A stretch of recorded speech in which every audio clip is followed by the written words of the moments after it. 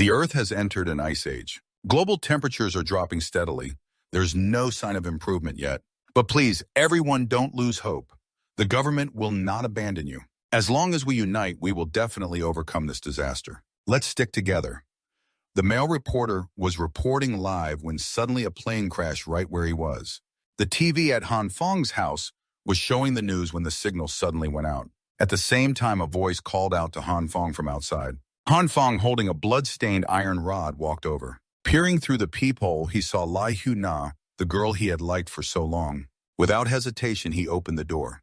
"Come in quickly, it's dangerous outside." Li Hu-na didn't just come in. She flung the door wide open and gave Han Fong a passionate kiss. Then she boldly tried to seduce him. Just as their feelings heated up, Han Fong was suddenly attacked by someone and collapsed. While fading, Han Fong overheard the two talking and realized that from the start, Lai Hu-na had colluded with the man Japtam to kill him and seize the supplies he had prepared for the apocalypse. Luckily, heaven had mercy. Han Fong was given a chance to reincarnate. I just confirmed the time. It's now June 28th, but the apocalypse starts on July 15th. I was murdered, and now I've returned to half a month before the end of the world. That means I've reincarnated, but this time there seemed to be some strange symptoms. Han Fong looked down at his right hand glowing red. Since waking up, this red glow has surrounded his right hand. But besides feeling slightly warm, the light hasn't given me anything. It has no special power. At first, I thought I was hallucinating. A cold breeze blew through, making Han Fong sneeze. Suddenly, his hand changed from red to green. Moreover, the green glow grew larger and larger, scaring Han Fong so much that he dared not stand on the balcony anymore and had to crawl back inside. What could cause a body to emit light? Han Fong looked at his hand and saw the green light slowly shrinking. His head suddenly felt dizzy, like his blood sugar was dropping. Damn it, what the hell is this? Suddenly a thought struck Han Fong. This scene is mentioned in many stories. The main character in those stories gains special powers after reincarnating. Holding on to hope, Han Fong grabbed a knife and made a basic slash. But besides burning some calories, the action had no effect. My stomach is starting to protest. The fridge is empty. Just as Han Fong feared he'd faint from hunger, luckily he spotted a jar of roasted soybeans on the table. These were snacks he bought before the apocalypse. Though they won't fill me up, at least there's something to nibble on. Han Fong extended his glowing green hand to pick up a soybean. But before he could put it in his mouth, boom, the soybean turned into a plant. So just now the soybean transformed because of this power. The tired feeling disappeared and the green light vanished too. Could it be related to the green light? Han Fong plucked a bean from the plant and split it open to check. It's a soybean. This probably isn't my power after all. What an incredible discovery. I'll have to study this more when I get the chance. But the important thing now is to gather supplies before the apocalypse hits. On the way to the supermarket, Han Fong started piecing together everything that happened since he woke up. First, the red light appeared on my right hand. Then it changed to green. The green light fluctuated in size. It also made my heart beat faster and made me more tired. Then I used my green light hand to hold the soybean. It turned into a plant. So what kind of power is this? As Han Fong was lost in thought, suddenly a familiar voice called out, "Han Fong, what a coincidence. Are you out shopping too? We really are destined." Han Fong was startled as he looked at the girl before him. Lai Hu-na, the goddess I suffered to pursue for 3 years. As long as it's something she wants, I will try to satisfy her, even though I know she only sees me as a spare tire. But I never expected that in the end, she would betray me. Although Han Fong was extremely angry, he still held his hands tightly and tried to stay calm. Because he knew this was not the time for revenge yet. Solving the supply problem was much more important. Seeing Han Fong silent for so long without a word made Lai Hu-na worried. "What's wrong with you? I've been calling all day." Han Fong smiled and replied, "Sorry, it's just that I noticed you look even prettier, so I was a bit distracted just now." Annoying. Since when do you know how to talk like that? In her mind, she thought the bait was taken, so she started the main topic. "Since we met today, why not take this chance to stroll around the city a bit?" Han Fong knew all too well, and she just wanted to turn him into a walking ATM for her shopping spree, so he refused and headed straight to Aniclimax supermarket. This is the largest supermarket with the most goods in the East District. But when the Ice Age came, the entire supermarket was emptied overnight. In the end, they never found out who did it. Since the apocalypse was coming, it was best to stockpile as many supplies as possible. Food, thermal clothing, medicine, daily necessities, fuel for burning. There was no shortage of things to prepare, but the biggest problem right now was Han Fong looking at the small amount of money left in his bank account and feeling a headache. Just then, Han Fong received an advertisement message from a loan app.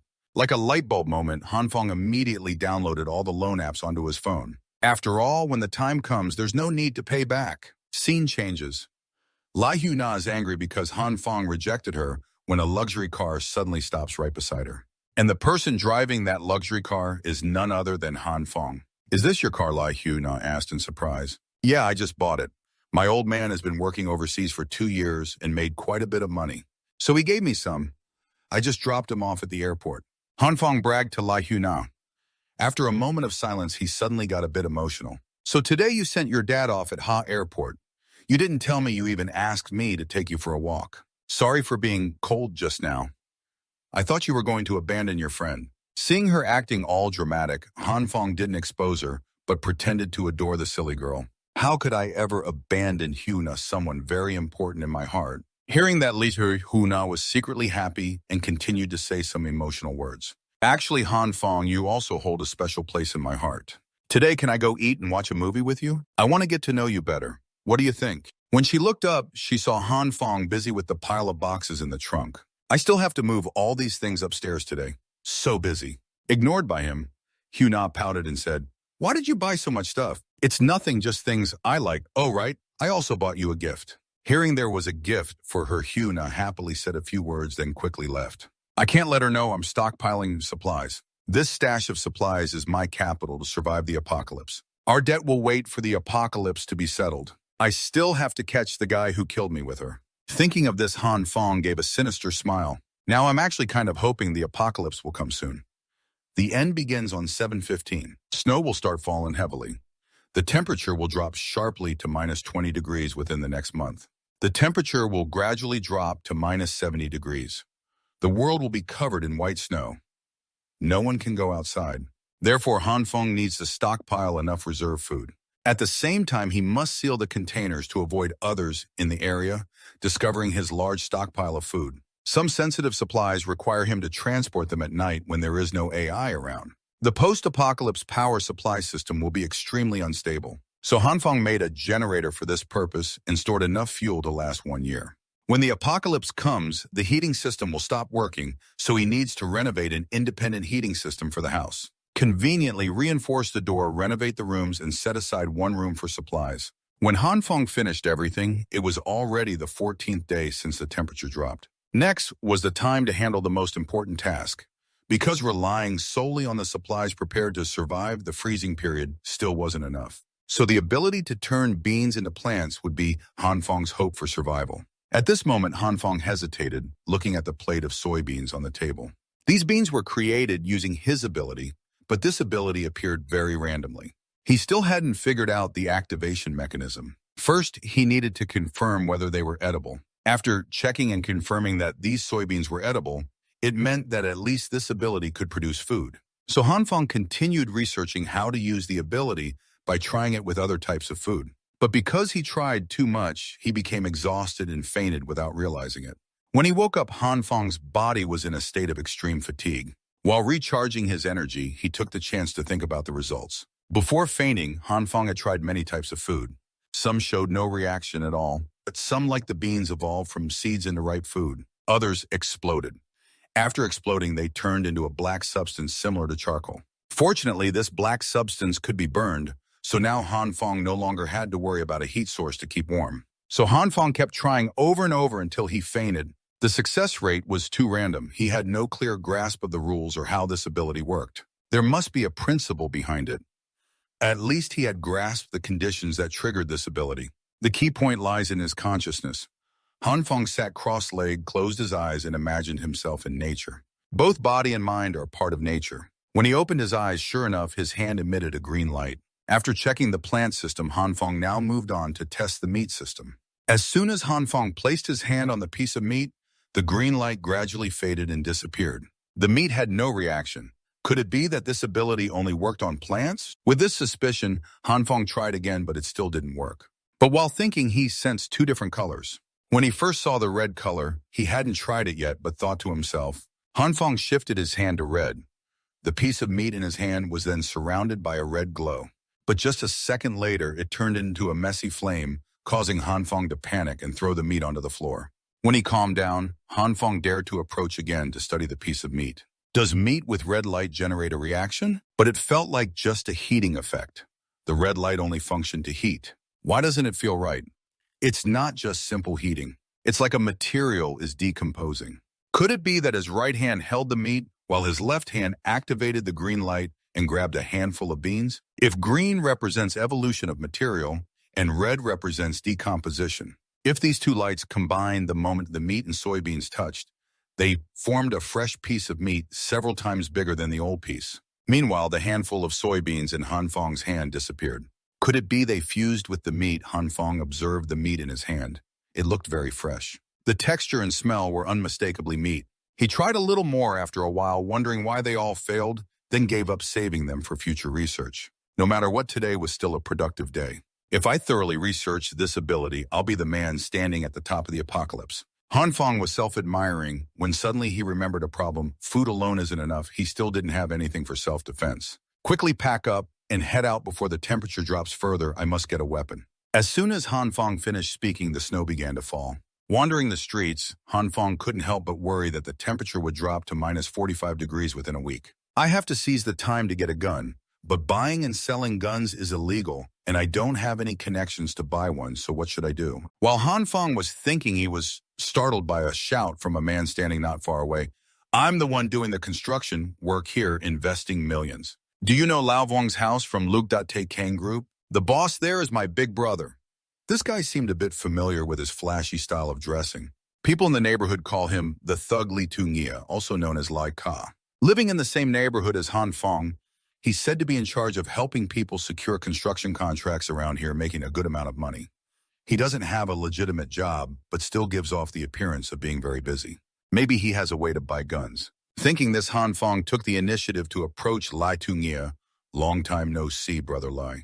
Li Tungia looked at Han Fong with an assessing gaze. Do we know each other? It's me, Little Han. We've greeted each other before. You haven't forgotten me, have you? Han Fong forced a smile and replied, Oh, Little Han, been busy with construction lately. Memory's not so good, don't blame me. What's the matter? Lai Tungia asked. Han Fong glanced around, then leaned in and whispered his wish to buy a gun. Li Tungia was shocked and shouted, What? What do you need that for? Han Fong felt a bit nervous and didn't know how to answer at first. Listen, kid, I gotta make this clear. Doing illegal stuff like this isn't right. Guns aren't something you just mess with. Even though I have connections, I can't get you into trouble. Li Tungia lectured Han Fong with a stern look. Hey, don't get worked up. You misunderstood. It's actually some personal grudge. I just want it for self-defense.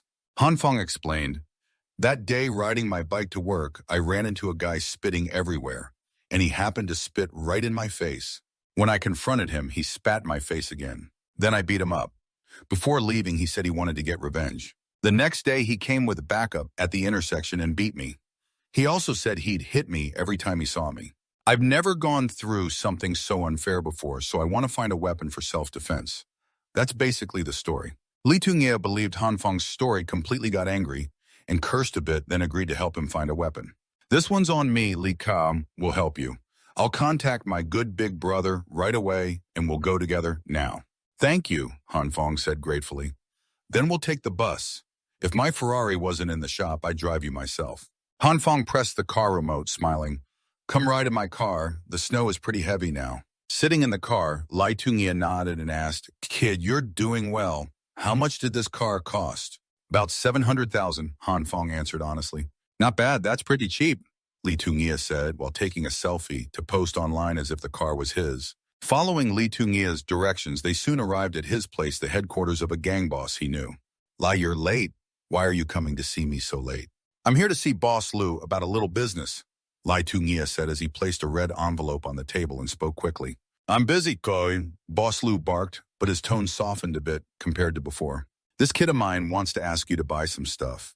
He wants to buy a gun. Boss Lu squinted at Han Fong and asked, Just for one worn-out gun? I thought it was something serious. Strong guy, the man standing beside Boss Lu said, then pulled a 6.6mm gun from his jacket pocket. Boss Lu priced it. What I want is something a bit longer, like a sniper rifle with a scope.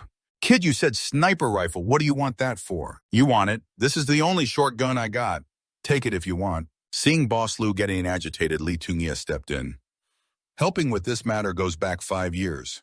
His wife went crazy, terrible, terrible. How could 3 kids not be his terrible? Boss Lu angrily slammed the table and cursed, "Lie, you're making this up.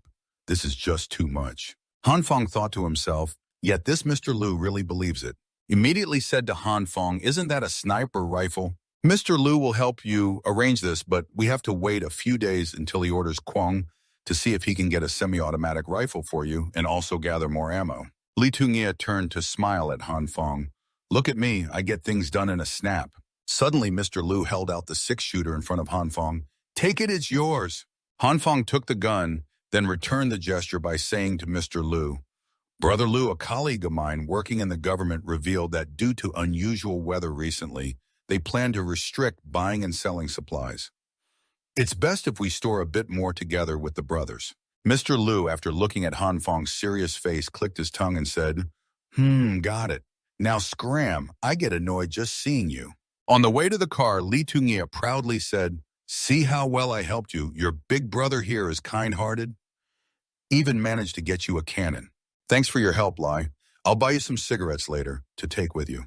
Buying cigarettes for a little brother like you is too polite. I just enjoy helping people. But if you want to give something, just give me some flowers. If you smoke a different kind, you'll cough. Don't buy too much. Around 7 or 8 packs are enough. When your project is done, I'll take you to a sauna." Li Tungia replied cheerfully. Han Fong didn't pay much attention to Li Tungia's words. His mind was still busy thinking about supplies and weapons. Everything is ready now. At least at the early stage, this should be enough to get through safely. Next is to thoroughly research abilities. If we can completely solve the food problem, the survival rate in the apocalypse will increase significantly. Snowfall made the road slippery. Han Fong was so lost in thought he didn't notice. As a result, he slipped and fell flat right at the doorway. "Ouch! I think my leg is broken, man. Please take me to the hospital." Han Fong trembled in pain as he hurriedly handed his car keys to Li Tungia. "You don't have a license." "No, I didn't bring it. You can't drive without a license. I have a plan. I'll help you get there. Lean on me." Saying that, Li Tungia used all his strength to lift Han Fong up. Han Fong only said briefly, "Take a taxi. Brothers have money." At the same time at the hospital office, Trang Yan was on duty when she received a call from the head nurse asking her to come to the lobby. "Too many patients." "Okay, I'm coming right away." At the same time, Han Fong sat in the room listening to the doctor's diagnosis. "You have a broken bone that needs to be fixed. After I said it, you need to stay in the hospital for observation for an hour, then you can get your medicine." Han Fong had no choice but to obey the doctor. Sitting outside in the lobby waiting, Li Tungia also had something to attend to, so he had to leave immediately, but didn't forget to say, "Han Fong, call me if anything comes up. Take it easy, okay?" Han Fong replied and looked around as the temperature suddenly dropped and a snowstorm hit. Accidents surged. Emergency beds were added outside the emergency room. "How long until I can get the medicine?" Han Fong sighed wearily. At that moment, a beautiful figure passed by, catching Han Fong's attention. "Head nurse, the wound on bed number 5 has been treated. Please check it." "All right." Tring Yan responded, then kindly proceeded to check each patient. Han Fong watched her without looking away, admiring, silently impressive. So young and already a head nurse. Outstanding ability. Her attitude toward patients was good, and she was very beautiful. It's just that Han Fong blushed when Tring Yan squatted down to talk to a little patient and accidentally exposed her underwear. She just wasn't very guarded. And sure enough, very quickly, a green-bearded pervert revealed himself. The man sitting in the same row as Han Fong suddenly called out to her, "Head nurse, come here." Tring Yan went over to him, smiling, and asked, "Sorry, we're short-staffed right now. Can you come a bit later to help me?" "Ouch, my waist hurts again. It's been feeling worse since a while ago. Can you check what's causing it?"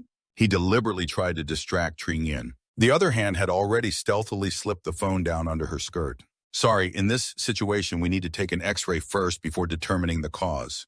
Seeing Tring Yan's innocent expression, he took advantage of that to get closer, touching and feeling her. Then suddenly a heavy object flew out of nowhere and hit him, causing him to fall flat. The phone also slipped from his hand. "Sorry, first time using a sling, it flew out." "Is your phone okay from the fall?" Han Fong looked apologetic and picked up the phone, causing the man to panic and shout loudly, "Don't touch my phone. You brat, give it back to me now." Indeed. Han Fong held up the photo he secretly took. "Sir, you have quite the nerve. You even dared to secretly film a hospital nurse. And you were getting handsy too. If you don't want security to catch you and take you to the police station, then leave now. Of course, I'm not giving your phone back. Next time, if I catch you again, I'll expose you on the hot search. The man was furious but couldn't do anything. He stormed out of the hospital.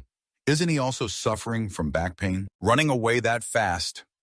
Hanfeng looked at Tring Yin in disbelief, amazed that such a pure person still existed. Just now, he secretly filmed under your skirt. Hanfeng pointed at the secretly taken photo of Tring Yin. Only then did Tring Yin panic. Is that really me? I didn't notice. Well, delete it all or report to the police. It's up to you. From now on, you have to be a bit more careful. Don't let anyone take advantage of you. Tring Yin happily took back her phone. Then she smiled and said, "Thank you. I was just about to ask, is your leg injured?" Hanfeng suddenly remembered his crippled leg and cried out, "Ouch!" Tring Yin helped Hanfeng bandage the wound before feeling assured enough to care for other patients. Before leaving, she didn't forget to remind him, "Remember to come back in a week to change the dressing." "Okay," Hanfeng smiled in response.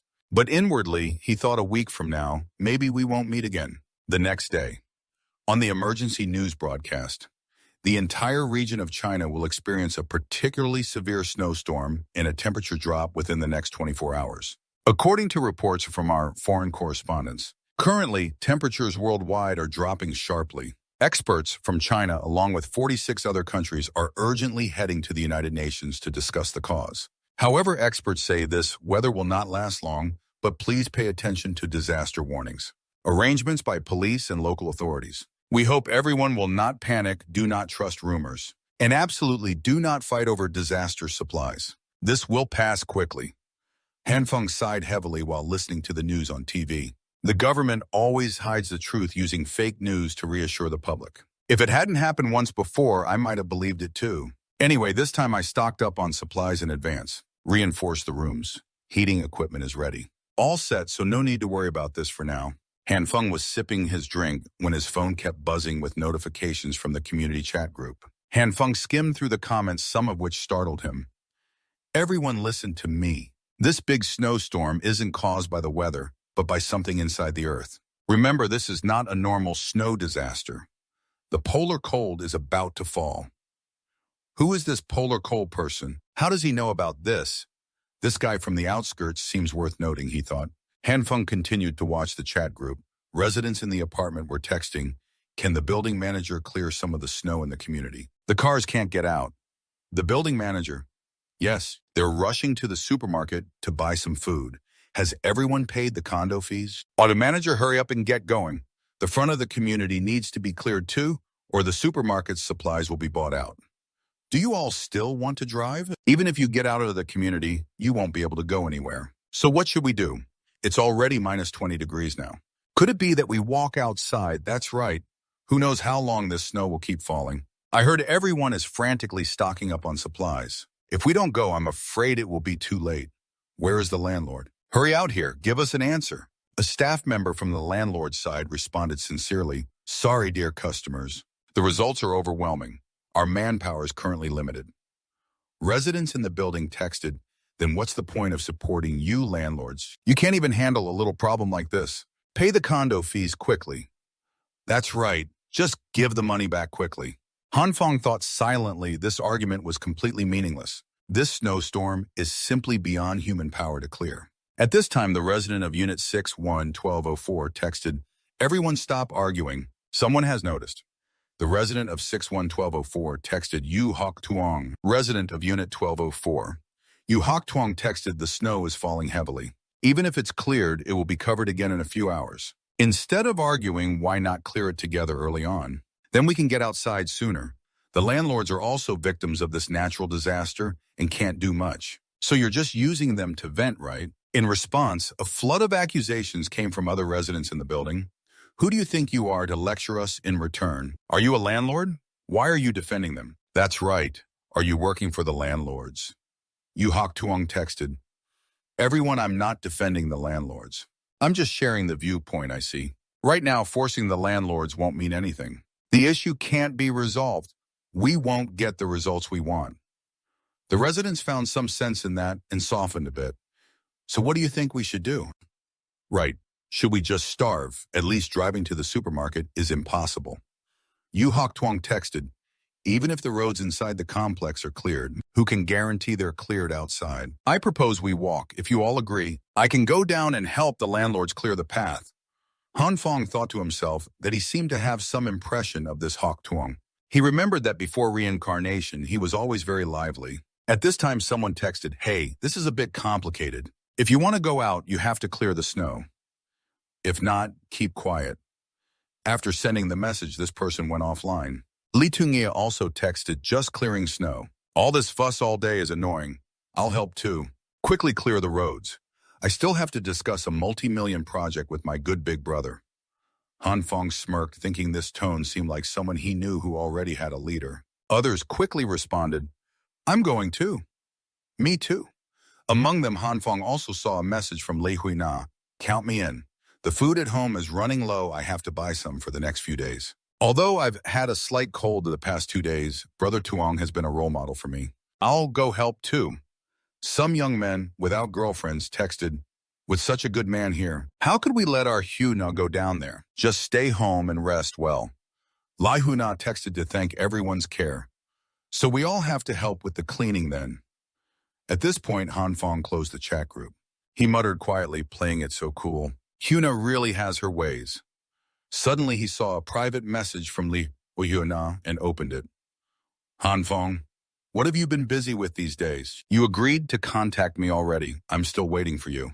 By the way, when you come to see me, could you stop by the supermarket to buy some food? Buy a little extra weight for me. Looking at those messages along with a seductive photo of Li Huinam, Han Fong quietly said, the weather's like this, and she's dressed so lightly. Is she trying to flirt with me to make me her errand boy? She's really asking a lot.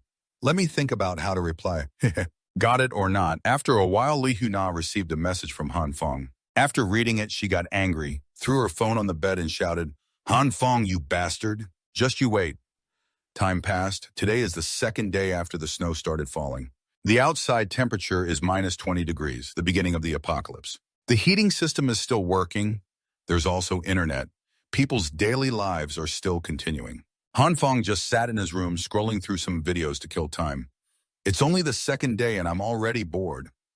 It seems the biggest challenge in the apocalypse is learning to endure loneliness.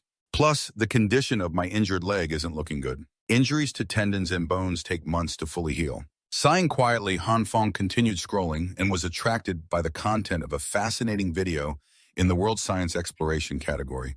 Is there really someone who knows how to heal wounds? Doctors confirmed that after this man jumped from the 15th floor, it was discovered that his internal organs and bones began to regenerate. Is this real or fake? Stay tuned for the next episode. Right, why didn't I think of that? Gently exhaling, Han Fong grinned, his hand glowing with a blue light as he placed it on his bandaged leg. A few minutes later, the blue light faded.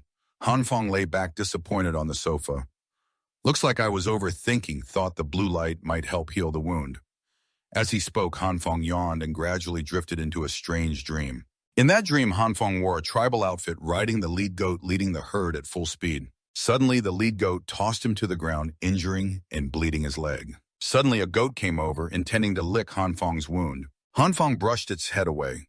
The goat got angry, its tongue stretched toward Han Fong's injured leg, wrapped around it, and lifted it up. A second later, a blue light began to emit from the contact point. At the same time, Han Fong woke from the dream. What kind of chaotic dream is this? While saying this, Han Fong suddenly noticed his injured leg was glowing blue. Thinking of something, Han Fong quickly removed the bandage and tried taking a step. His leg seemed to no longer hurt. It healed on its own, so he tried a bit more. With that thought, Han Fong grabbed a knife and shakily made a small cut on his finger. In the blink of an eye, the blue light flared up on Han Fong's injured hand. Seeing this, Han Fong smirked and softly said, "So that's how it is. I get it now."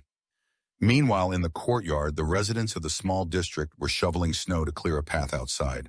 After pushing a large fallen tree off the road together, Tuong Hu clapped his hands and said, "Thanks for the hard work, everyone. Uncle Lu, thank you for your hard work." Even with such heavy snow, Uncle Lu Kwangdio still had to be bothered. Pointing at two people, Kim Tai Van and Kim Tai Vo, he laughed, "I don't have that kind of strength. I totally rely on these Kim brothers." The two Kim brothers smiled shyly. At that moment, Kim Tringian slipped and fell flat on the ground. The two Kim brothers saw and stepped forward to help. One reached out and said, Are you okay? The ground's all icy. Be careful. It's fine, it's fine. Thanks, Kim Tring-yen said with a smile as she grabbed the offered hand and was pulled up. Then Kim Tai-van laughed and said, we'll clear the main path first. If you need help, just call us. Kim Tring-yen smiled and said, you guys go ahead. I can take care of another area. Tuong-hu said to Lu Kwang-dyu, the snow is getting thicker. We'll have to make use of time when we go shopping later. Lu Kwang-dyu agreed, that's right. Speaking of shopping, reminded Tuong-hu of something, so he asked, what's up, Uncle Lu? Lu Kwang-dyu scratched his head and laughed in reply. It's not a big deal. I heard a few days ago in the small district, there was a household that seemed like they were moving every day. A small truck brought down a lot of stuff and carried it into the house. Tuong-hu laughed. Isn't that pretty normal? Maybe they're new here or the house is being renovated. That makes sense, Lu Kwang-dyu said. But I saw gas cylinders and even a stove. That doesn't seem like a normal move, like they're preparing for winter. At that moment, the two Kim brothers came over and said, Brother Tuong, Uncle Lu, the main road is clear now. You should be able to get through. Lu Kwang-dyu spoke up. Oh, thanks for your hard work, you twin brothers. Suddenly, a young man smoking a cigarette put his hands on the shoulders of the two Kim brothers and said, what did you just say about preparing for winter? Sounds really interesting. 1 second later, a snowball hit the neck of the young man smoking behind. Lu Yen brushed off her hands and said, Go Tuong-hu, stop being lazy. Hurry up and work. Go Tuong-hu angrily pointed at Lu Yen and shouted, I'm not lazy. I clearly did all those tasks by myself. You just stood there watching. Lu Yen brushed Ngo Tuong-hu's hand aside and said, when you talk, don't just point fingers at others. Tuong-hu spoke up, you two stop arguing. The main road is clear now. Tuong-hu loudly called out, everyone can stop now. Get ready. Let's all go to the supermarket together. Kim Tring-yen happily raised her fist and shouted clearly, the Kim brothers, then took out her phone and whispered, our family needs to buy a lot of stuff. I'll send Mom a message to see if there's anything we need to get. Lu Kwang-dyu asked Tuong-hu Little Tung. So what do you think about this? Does it have anything to do with this natural disaster? Tuong-hu was silent for a few seconds, then turned back and smiled. Honestly, I haven't paid attention to that. This is just a short snowstorm. It will stop very soon. Life will return to normal eventually, so right now I don't see any connection between the two. He stepped back and said, even if this snowstorm doesn't stop, if someone stocks up a large amount of supplies in the district, wouldn't that be good for our district? Lu Kwang-dyu scratched his head and laughed. You're right. Young people really are smart. After a while, Tuong-hu put on his backpack, held an umbrella in his hand, and turned to everyone. From behind, someone shouted, everyone please line up outside. Don't block the way. The snow is getting heavier. Try to be back within 3 hours. Behind everyone also put on backpacks, holding umbrellas following Tuong-hu. In Han-feng's room, he was sleeping soundly when Li Tungye's knocking woke him up. Opening the door, little brother? Han-feng, still sleepy, went to open the door and said, oh, it's you, Li. Sorry, I was just sleeping. Outside the door, Li Tungye carried a long bag and smiled. Little brother. The item you needed is here. It's a semi-automatic gun, handing the gun bag to Han-feng. Li Tungye said, that's what the police told me. Thanks. Good that you reminded me to check the goods first. Han-feng took the bag and smiled. The police are too polite. Suddenly, Li Tungye sighed deeply. Han-feng asked suspiciously, what's wrong with you? Li Tungye replied, have you heard about what happened at the East District supermarket? Today we cleared all the snow and went to buy supplies. But the supermarket was cleaned out overnight. Han-feng exclaimed, cleaned out overnight. He thought to himself, so it really happened. Li Tungye said, well, I'll head back now. Dress warmly, little brother. Han-feng smiled and said, all right. Returning to his room, Han-feng's expression grew serious as he thought, how did the supermarket get cleaned out silently overnight? How is that possible? I remember in a comic book I read, some powers could suck all items into another space. Could that really be a spatial power? It really unsettles me. I need to study my own power carefully. If someone with a different power really appears, at least I can handle it. So far, I know my power can react with different kinds of food, giving survival benefits, but the success rate is extremely low. For average soybeans, it takes about 10 tries to succeed once. For meat, even 10 tries rarely produce success. What is this all about? While pondering, Han-feng picked up a soybean and applied the blue light. A few seconds later, a popping sound came, and the soybean in his hand turned into a lump of coal-black material. Hanfeng's face twitched. The black lump in his hand silently said, "The failure rate is way too high. Today I absolutely must figure out how to use it properly." Time passed. When the clock struck 10:45 p.m., Hanfeng was panting, staring at the soybeans in his hand. On the table beside him was a pile of black material stacked high. Finally got a little hang of how to use it. Turns out, when using the blue light, its energy isn't fixed. Each type of food requires an exact energy value of 0 points matching each other. If it's not exact, it will fail. Wait, this mode feels very familiar. It's just like that online rhythm dance game lots of people loved over 15 years ago. Suppose you compare the energy values to the up, down, left, right buttons. Then every second the energy input has to exactly match all of them. Finally grasping that limit point. Thinking about it, Hanfeng couldn't help but experiment, and the result was a fresh green soybean plant. Next, he tried different kinds of meat, then various meats and vegetables. After failure, it would turn into a disgusting black liquid. Hanfeng quietly said and went into the kitchen, taking out a piece of meat in his hand. The principle probably wasn't much different. First, he had to clearly determine all the energy needed for that type of meat. The time seemed to be even longer compared to vegetables. Hanfeng thought everything would go smoothly like with the soybean, but it didn't. The piece of meat in his hands soon turned into a pile of black liquid, emitting a foul smell. Still, Hanfeng did not give up and continued experimenting. He repeated this countless times. Finally, his perseverance was rewarded. The original piece of meat had grown into a large leg of meat many times its size. Hanfeng smirked. Exhausted, he flopped down on the floor. Quietly, he said he finally found a successful method for meat. The next day, Hanfeng lay on the sofa watching the news on TV.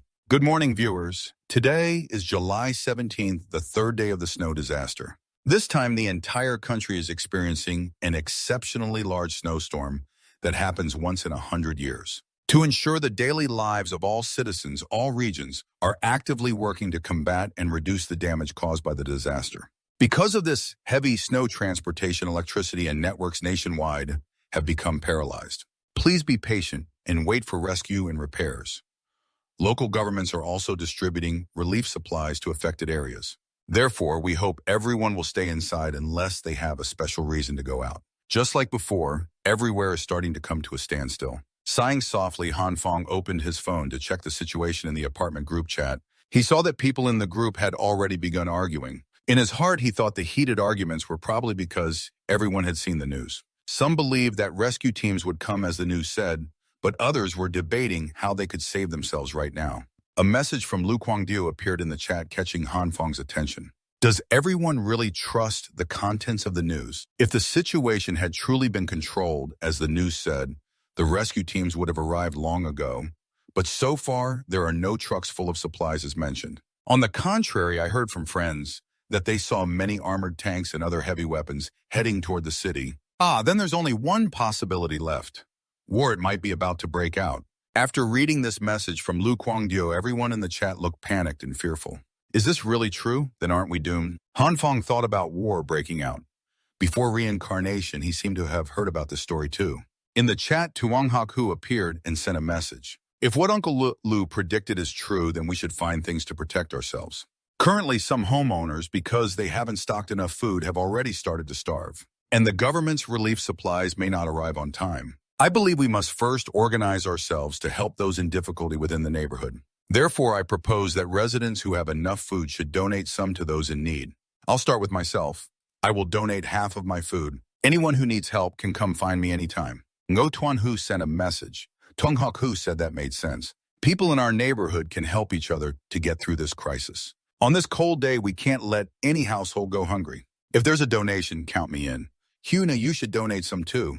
At the same time, Huna sat in her room angrily looking at her phone screen and muttering, "Are you sick, Ngo Tuanhu? Why would you ask me when there are so many others?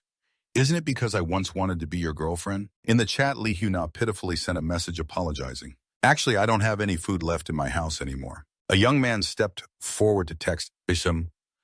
"Hui, not everyone else has run out of food, so why don't you ask others?" Ngo Tuanhu texted back, "How would I know? I just hope the neighbors can unite. If true unity can't be guaranteed, I won't bother donating." Someone agreed via text, "No one really wants to be enemies anyway." The group chat went silent for a moment. Everyone seemed to be reflecting. After a few minutes, everyone made a decision and messaged back. If you're collecting food, count me in for a share. Count me in too. Anyone need clothes? I have medicine at home. Feel free to come get it if needed, texted Twang Hok Hu. Then on behalf of the residents in this zone, I thank everyone. If there are too many people, just appoint one representative to be in charge. Basically, we're setting up a temporary emergency committee responsible for inventory and distribution of donated supplies. I remember before reincarnating, there was something like this too. It was just a trick to scam food supplies from the residents. Time passed, July 9th, Thursday of the apocalypse. The outside temperature dropped below -40 degrees. The heating system had completely failed due to extreme weather. Everyone was thinking of ways to keep warm and maintain body heat like before Hanfeng reincarnated. The situation was only getting worse except in your room. Hanfeng's room was currently heated by a large stove. The fuel was the blackened material from failed ability tests. He was sitting on the sofa playing games. The table was covered with food and drinks. Suddenly, the phone on the table rang. Hanfeng picked it up. "Hello," the voice on the other end said. "Hello, is this resident 1801, Mr. Hanfeng? I'm in charge of the 8th floor. We will clear the path in 20 minutes. After clearing the snow, please come down to the parking lot to check in." Hanfeng angrily thought, "The snow's so heavy outside, are you blind clearing? I won't clear a thing for you." Though annoyed, 20 minutes later, Hanfeng was at the main room on the first floor with a reluctant expression. He thought to himself, "Forget it. Don't reveal your cards to the neighbors for now. Need to minimize the risk of secrets in my room getting out. Reduce it to the lowest level." He headed toward the exit with the group. Hanfeng was surprised to see snow piled higher than half the entrance door of the apartment building. Others were surprised too and exclaimed, "Damn, we just cleared this path yesterday. I've never seen snow this deep in my life." After the shock, someone suggested, "Let's open the door first." The man in the brown jacket near the door tried to push it open but couldn't. So he looked toward Hanfeng and some nearby young men and shouted, "Hey, black-haired guys over there, come help." Hanfeng and the others went to the door. "I'll count to 3, push together. 1, 2, 3. Under the brown jacket man's command, everyone pushed hard and successfully opened the door. Immediately, a cold, biting wind swept into the room. "This snow is ridiculous. It's freezing, seriously. I can't even open my eyes," came the cries. Everyone was heavily dressed, but still couldn't withstand the harsh wind and snow, so they retreated deeper inside to lessen the cold. Hanfeng curled up in a corner thinking, "Too cold. Going out in this weather would definitely freeze you to sleep." Others also shivered as they talked. "Going out to clear snow now will surely freeze you to death. With this much snow clearing, it is pointless. At this temperature, only a madman would go outside." Suddenly a shout came, "I'm coming." Hearing that voice, Hanfeng was surprised and thought, "That voice." He turned and saw Li Tungia approaching, saying, "What are you cowards still standing there for? You need spirit." "Spirit." Hanfeng smirked internally. "That's our late ka." Seeing Li Tungia head to the door, some kind-hearted people advised him not to show off. "This isn't a game." "Exactly. First wait for the snow to stop." But Li Zi didn't listen. He took a long drag of his cigarette and then stormed outside fiercely. After just a few breaths, he disappeared into the thick snow, and after a few more breaths, everyone heard his cries for help. "Help! Help me! Help me!" Hearing this, everyone quickly ran over and successfully pulled Li Zi out with a pale face and closed the door. Hanfeng went over to support Li Zi and asked, "Li Cha, are you okay?" Then he looked at the crowd and suggested, "Everyone first go to the parking lot to find the person in charge of the roll call. Wait for the snow to stop and then think of a plan. Right now, the snow is too much to clear by human power alone." After a while in the parking lot, Zhang Shuyu stood in the center of the crowd and spoke up. "There's way too much snow now.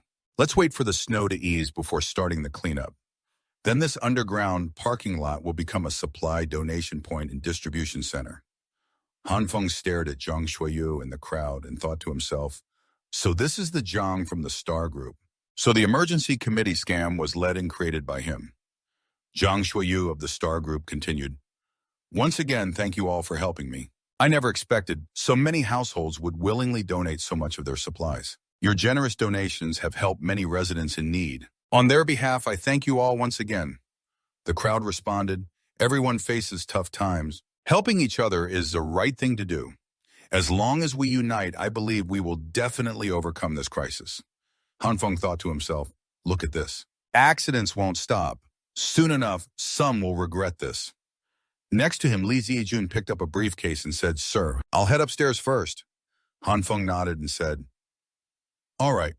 Just then, he suddenly saw Kim Ji-yeon carrying some boxes into the crowd. She carelessly slipped and fell backward. Seeing this, Han Feng quickly ran over to catch her and asked, "Are you okay?" "Thank you," Kim Ji-yeon said as she looked up at her helper. When she saw it was Han Feng, she exclaimed in surprise, "Oh, it's you. How did your leg heal so quickly?" Han Feng hurried to explain, "I've had very strong regenerative abilities since I was young. Normal injuries like this heal in a few days. That's just how it is." Kim Ji-yeon believed Han Feng's lie without any doubt. Her eyes sparkled as she raised her fist in praise. "So that's how powerful you are." Han Feng breathed a sigh of relief.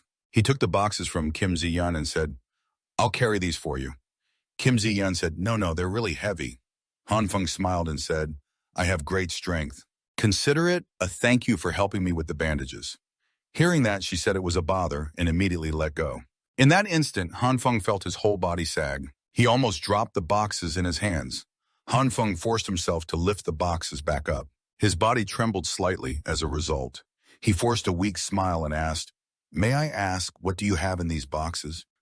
Kim Ji-yeon laughed and said, "You mean in this box? Mainly some medical supplies and a few items to be donated." "Is it a bit heavy? Should I help you carry it?" Seeing her adorable expression, Han Feng excitedly said, "No need, I don't feel any weight at all." Kim Ji-yeon smiled and said, "Don't force yourself too much. My strength is actually much greater than many men's." Han Feng asked in surprise, "Really? So you've had great strength since you were a child?" Kim Ji-yeon slightly lowered her head and quietly said, "Not really. Actually, there are some other reasons." Seeing her like that, Han Feng grew suspicious and asked, "Kim Ji-yeon?" Regaining her spirit, she smiled and said, It's nothing. Sorry. Some things happen that I can't really explain clearly. Let's just skip over this." Kim Ji-yeon asked, "Oh, right, I don't even know your name." Han Feng replied, "Han Feng." Kim Ji-yeon put her hands behind her back, but looked brightly at Han Feng and smiled. "I'm Kim Ji-yeon. Nice to meet you." Her demeanor made him blush and stare blankly for a few seconds. Kim Ji-yeon seemed not to notice. She continued to smile and asked, "So Han Feng, what do you do for work?" Han Feng answered, "I am a jack of all trades." Kim Ji-yeon exclaimed, "Wow." Han Feng asked, "What's so wow-worthy about being a jack of all trades?" At this very moment, someone walking by accidentally bumped into Kim Tring-yin, causing her to lose balance and lean toward Han Feng. The two things on her chest pressed down on his arm, making him blush once again. Kim Tring-yin also blushed quickly, pulling back and saying, "Sorry." Han Feng said, "It's okay." Not far away, Lai Hu-na saw their ambiguous interaction. She stepped forward and said, "Han Feng, why didn't you call me when you went out?" Then she actively grabbed Han Feng's arm and looked at Kim Tring-yin, asking, "Who is this? Is she your friend?" Immediately, Han Feng felt his hand slip away slightly. Kim Tring-yin, with lightning speed, caught the boxes and said, "Then you two talk slowly. I won't bother you anymore. I'll carry the stuff over myself, thank you." Before Han Feng could say anything, La Hui-na replied, "Oh, okay." After Kim Tring-yin walked away, Han Feng finally spoke. "Hui-na, why are you here?" Li Hui-na smiled and said, "I came down to pick up supplies. You didn't contact me either. I was worried something might have happened to you." Han Feng pretended to scratch his head and laughed. I was just about to text you, Hui-na." Lai Hui-na snorted lightly and said, "You're such a trickster. Just now I saw you laughing and chatting with that girl." But then she smiled brightly and asked, "By the way, Han Feng, do you still have extra food? My family is almost out. Could you spare some for me?" Han Feng gave a sly smile and said, "My food isn't much either, but I can share some with you. It's just that a few days ago I texted you and you didn't reply, or come stay at my place for a few days." At the end, he even put an arm around Lai Hui-na. Li Hui-na was a bit startled by Han Feng's unusual attitude and actions. She hurriedly pushed him away and forced a smile, saying, "Back then I didn't understand you wanted me to come over to keep you company. You can just message me online anytime." Han Feng turned and left. He let out a long yawn and said, "Looks like if you won't comply, I'll just have to go back." Seeing this, Lai Hu-na quickly grabbed Han Feng's sleeve and called out, "Wait." Han Feng stopped and turned to look at her. Li Hui-na lowered her head and said, "I feel like you've changed lately, Han Feng. You know I'm very serious when it comes to feelings. I don't want others to think I'm only with you because you have money. So can you give me a little more time? Hanfang looked touched and spoke. Inside, Huna sneered coldly. No way. Just because someone failed once doesn't mean I truly trust them. I really want to tear off her fake ugly mask. Unless I want to find out who the man behind her is. Wait a minute. Why do I have to look for him myself? I can just rely on what I did before I was reborn. When Lai Huina once again brought that man here, it was enough. Thinking of this, Hanfang laughed and jokingly said, just kidding. Lai Huina looked at Hanfang in surprise and softly said, hey. Hanfang continued laughing. I'll wait for you to answer my question. Tomorrow, I'll bring the food to you. Lai Huina happily said, really? Hanfang, you're the best. Then she turned and left, saying, I'll head back now. If anything happens, message me online.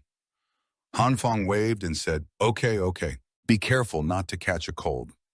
As Lai Huina turned away, she smiled contemptuously, unaware that behind her, Hanfang was also wearing a contemptuous smile while looking at her. 2 days later, in Hanfang's room, his phone suddenly vibrated with a new message notification. Lai Huina, Hanfang, what are you doing? 2 days ago, you said you wanted to bring me some supplies. When will you give them to me? Why haven't you replied to me yet? Skimming the message, Hanfang didn't pay much attention. He continued enjoying the steaming hot bowl of beef noodles in front of him and said, feels good. So delicious.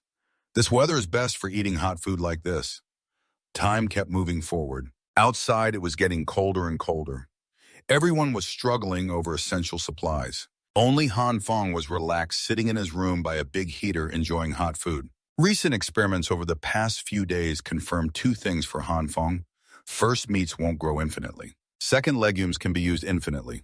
Previously, every time he created bean sprouts, he would take half the beans to continue growing sprouts and use the other half to eat.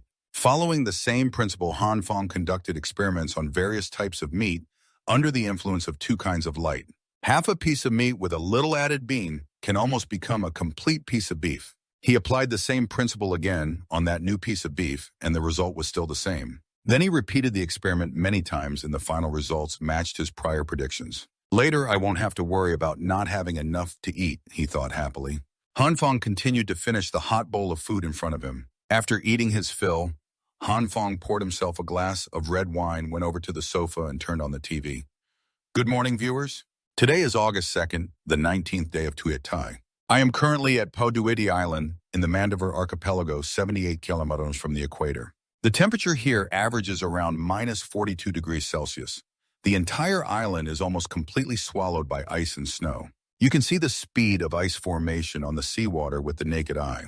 According to expert research, the thickest ice layer has reached 55 centimeters, as far as is known by countries near the area. The equator is affected by this natural disaster, but not much differently compared to other places, Hanfang thought silently. The actual situation is much worse than what's been reported on TV. Suddenly, a loud explosion accompanied by a small earthquake startled Hanfang. He quickly went to the window and looked outside. Seeing the mushroom cloud in the distance, Hanfang thought this was already the 7th explosion. What on earth is happening to outside? Then Hanfang saw many military helicopters flying across the sky. Hanfang took out his phone to check the group chat and realized the situation outside was causing a crisis for the residents there. Residents in the parking garage were trading necessary supplies and food, but many were also taking advantage to bully others. There were quite a few conflicts breaking out.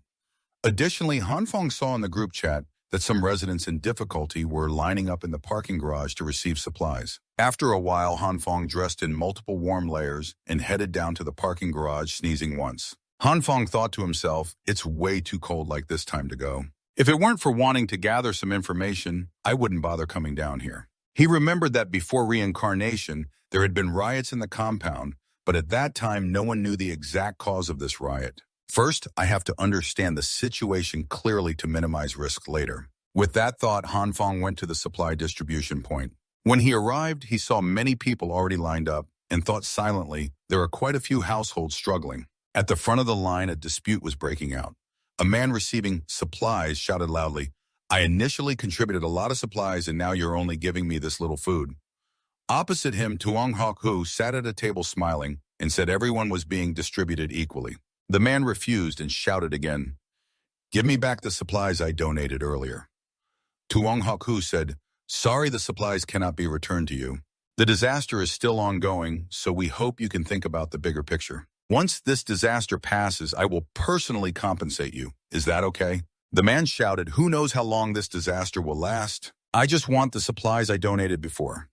Those waiting in line behind, growing impatient, said, is your size a problem? Twung said he would compensate you, so give him some face. I see you just want to get more supplies, grab the food and get out. Everyone's waiting to eat. Don't stand there and mess up his work, okay? You donated already and still want to take it back. Don't you have any shame? That's right, everyone on the committee is already having a hard time. Damn fat guy moved to the end of the line. Han Fong smirked to himself, thinking they must not be allowed to take back the supplies now. But it's truly shameless to put yourself on a moral high ground and force others to donate more food. Suddenly someone next to him spoke up. I've never seen anyone so shameless. Han Fong turned in surprise and saw it was Li Tungia. Li Tungia saw Han Fong too and raised his hand in greeting. Oh, it's you, little brother. Han Fong laughed and said, what a coincidence, haven't seen you in a while. How have you been? Li Tungia smiled and replied, still pretty good, just a bit weak and confused. Han Fong was a bit speechless and looked at him saying, you still say it's good like this? Suddenly Li Tungia's stomach grumbled a few times. With a sad expression, he rubbed his stomach and softly said, lately just drinking tap water to curb hunger has been too forced. Han Fong asked in surprise, you don't have any supplies at all? Li Tungia answered, yeah, at that time I wanted to help the neighbors, so I donated a large amount of supplies to the committee. As a result, the food in the house ran out. Tuit Tai is still ongoing, and the food the committee distributes is only a little. If I had known, I would have kept more supplies for myself. Looking at Li Tungia, Han Fong thought for a moment, then smiled and put his arm around his shoulder, saying, can you help me a little? Then he whispered something into Li Tungia's ear. Li Tungia nodded repeatedly as he listened. In the end, he looked at Han Fong in surprise and asked, just that simple. Give me 4 packs of instant noodles and 2 sausages. Han Fong replied, yes, but don't complain about the small amount of the supplies. I don't have much saved either. Han Fong thought Li Tungia would complain, but instead he was so moved he started to cry. Honestly, this little brother here is just looking for an excuse to give you food. I will never forget this kindness of yours in my life. Han Fong smiled helplessly and said, since we're brothers, don't be so formal. Li Tungia suddenly slapped Han Fong's shoulder hard and assured him, don't worry, little brother, leave this small matter to me. Han Fong laughed and said thanks. Come to my place later to pick up the food. Li Tungia turned and said, all right, I'll go get the supplies first. Smiling, he gave a thumbs up to Li Tungia. In his heart, Han Fong thought, oh, just a few packs of instant noodles and sausages will help me a lot. That way I won't have to gather intelligence myself anymore. Although he felt a bit guilty, what family would comfortably lie on a sofa eating good food and playing games anyway? In a good mood, Han Fong was about to return to his room to enjoy a warm life when he suddenly heard someone shouting his name. Then a hand slapped him straight in the face. Lai Huna looked at him angrily and said, you've really disappointed me. Li Huna demanded why he always didn't reply to her messages. Her voice was loud enough that nearby people heard and turned to look at Han Fong with curious eyes. He was very surprised by the slap. He frowned, touched the spot that was slapped, thinking that she just slapped him out of nowhere when he hadn't even settled things with her from last time. Did she think he was easy to bully? Li Huna, seeing Han Fong not responding, shouted again. Are you mute or what? Did you hear what I said? Han Fong gathered his thoughts, took a deep breath to calm down, then looked at her and said, sorry, Huna, here's what happened. After a moment, Lai Huna shouted, what's stolen already? Han Fong replied, yeah, I put the supplies in front of the door and went to get the keys. When I came back, the supplies were gone. Lai Huna asked, did you try to find them? Han Fong answered, already looked but no clues at all. Lai Huna worriedly asked, so do you still have any supplies left? Han Fong replied, not many. I can survive a few more days, eating 1 meal a day. Hearing this, Lai Huna greedily said, that's great then. If you eat 1 meal every 2 days, can't you give me half? Then we can get through this disaster together. Han Fong thought, how shameless. She can say that. Well, in her eyes, I'm just a tool, only used when needed. Outwardly, Han Fong smiled and said, all right. Since I already agreed with you, half each it is. Lai Huna happily said, really? Thanks so much, Han Fong. So can you help me carry it down now? Han Fong said, I'll go tonight. After I clean up, I'll text you. I'll wait for your message. I'll head back first. You should come back soon, too. Don't catch a cold. Saying that, she turned and left. Han Fong waved goodbye and said, All right, see you tonight. That night, La Huna sat curled up in front of the elevator in Han Feng's apartment lobby. Han Feng raised his hand to greet and said, all right, wait for me tonight. That evening, Li Huana sat curled up in front of the elevator in the lobby of Han Feng's apartment building. While waiting, she kept texting him 8:15 p.m. Han Feng, can you come over now? 8:40 p.m. Han Feng. Are you there? Have you prepared my supplies yet? 9:05 p.m. Han Feng. I'm already at your floor's lobby. 9:34 p.m. Han Feng. Aren't you coming down? I'm so cold. After waiting for an hour with no sign of Han Feng and no reply to messages, Lai Huna silently cursed in anger. What the hell is Han Feng doing? No reply to messages? No answer to calls. He's not standing me up, is he? Looking up at the elevator that had stopped, Lai Huna hesitated briefly, then decided to take the stairs up to Han Feng. She'd waited so long she wasn't going to leave empty-handed. Since Han Feng's room was on a high floor, she quickly became exhausted, but had no choice but to keep climbing. Inside, she cursed loudly, Han Feng, you bastard. If it weren't for the supplies, I wouldn't have come looking for you. I'm exhausted. I haven't eaten anything for days. When she reached the 16th floor, Li Huna exhaled and whispered, finally almost there. At that moment, the stairwell lights suddenly went out. Startled, Li Huna whispered, even the emergency lights are out. Then she heard a strange noise above and someone speaking. Lai Huna looked up and froze as a black bag fell right on her head. A few minutes later, the lights came back on. Covered in flour, Lai Huna shouted at the person in front of her, Han Feng, carrying two black bags similar to the one that hit her. Lai Huna said, sorry, Huna. I fell asleep. As soon as I saw your message, I ran down here with the supplies. Unexpectedly, the lights suddenly went out. He bumped into the railing and couldn't hold the bag of flour steady. Li Huina angrily scolded, are you a pig? You can't even handle something this simple. She tried to remove some stuff stuck in her hair and quietly said, how disgusting. Han Feng smugly thought, this is what I prepared for her. Then he handed the black bag he was carrying to Li Huina and said, here, these are the remaining supplies I have. Li Huina took it and opened the bag to look inside. Seeing the messy mix of items, she couldn't help but ask, weren't these things already scooped out or something? They look like trash. Han Feng laughed and explained, this is what's left after I ate sparingly. Li Huina retorted, it's this dirty and you can still eat it. If you don't want it, give it back to me. As he said this, Han Feng reached out to take the bag back, but Li Huina quickly hugged it close and warned him, who said I don't need it? Seeing Li Huina's shabby appearance and pitiful expression, at this moment Han Feng sarcastically thought, this is the goddess I once risked everything to pursue. Li Huina didn't notice his expression. She took out a half-eaten apple from the bag and smiled softly. It's a bit dirty on the outside, but the inside should still be good. Just cut a bit with a knife and it's edible. Then she snatched the remaining black bag from Han Feng's hand and said, give me this flour too. I'll open it and check. She happily said, great, there's still half left. After that, she carried the two bags down the stairs without saying a word to Han Feng, focusing all her attention on the bags in her hands. Han Feng stood on the stairs smirking as he watched her and thought, this trashy stuff will be enough to give her stomach aches for days. With this weather, she can't even bathe. She might as well just hang these flour bags up. Just as he turned to leave, his expression suddenly hardened, but his footsteps continued toward the hallway. Just as he stepped out of the stairwell, someone followed from inside the stairs into the hallway. Han Feng was already waiting in the hallway, grabbing the person's collar and pressing them down to the floor, ready to strike. His other hand raised, ready to punch, but the punch never came down. Han Feng looked at the person he was holding down and silently called out, little girl. He looked at the girl wearing glasses and asked, hey, are you following me? What's your intention? The girl just stared at him silently. Seeing this, Han Feng suddenly smiled darkly and threatened, if you don't talk, I'll strip off your clothes. The girl with glasses still said nothing. Han Feng gave up, releasing her collar and standing up without a word. This time I'm letting you off. Go home quickly. Don't mess around anymore. As he spoke, Han Feng turned to leave, but suddenly felt his sleeve grabbed by the girl with glasses. Han Feng turned back and asked the girl, what's this about? Don't look at me like that. If you don't say anything, I'm leaving. The girl pointed in a direction. Han Feng asked, you want me to follow you? The girl quietly replied, yeah.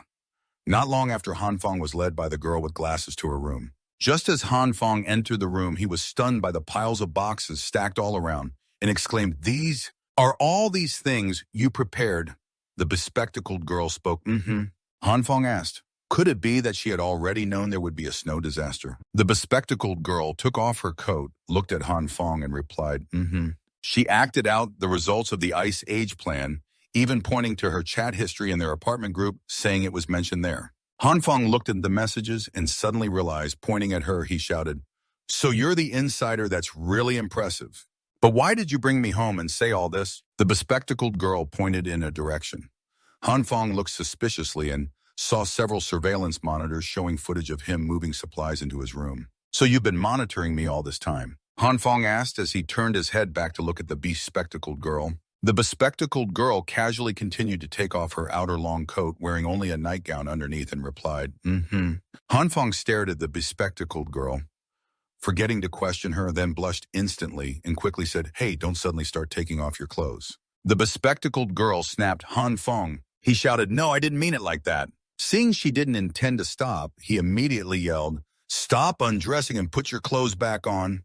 A moment later, the bespectacled girl wore comfortable home clothes, sat on the sofa, typing rapidly on the keyboard, with her eyes glued to the laptop screen. Han Fong sat beside her, glanced over, and said, "So you started doubting and monitoring me because you saw me stockpiling supplies before the snow?" The bespectacled girl replied, "Mm-hmm."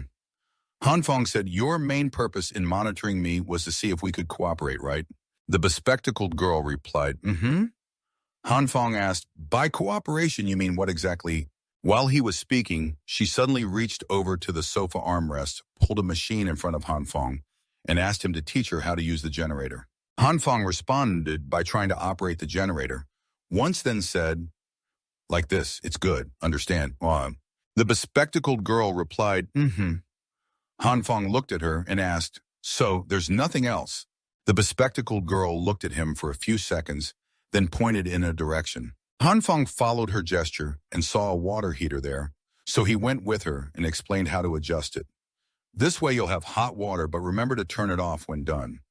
The bespectacled girl replied, "Mm-hmm." That's just the beginning. The bespectacled girl seemed clueless about everything, so Han Fong had to guide her step by step. When they got to the fridge, he explained that raw meat should be kept in the freezer compartment and the packaging should be torn off before storing. "You can't just leave it messy like this. Don't just stand there watching, come help me." At the gas stove, he emphasized safety. "Watch carefully how I do it." She said, "Mm-hmm." He even had to teach her how to use the stove and rice cooker.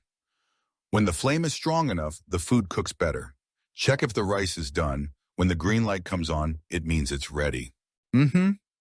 Finally, a table with 3 savory dishes appeared. Han Fong said, "All right, eat up." The bespectacled girl said nothing and began picking up her chopsticks.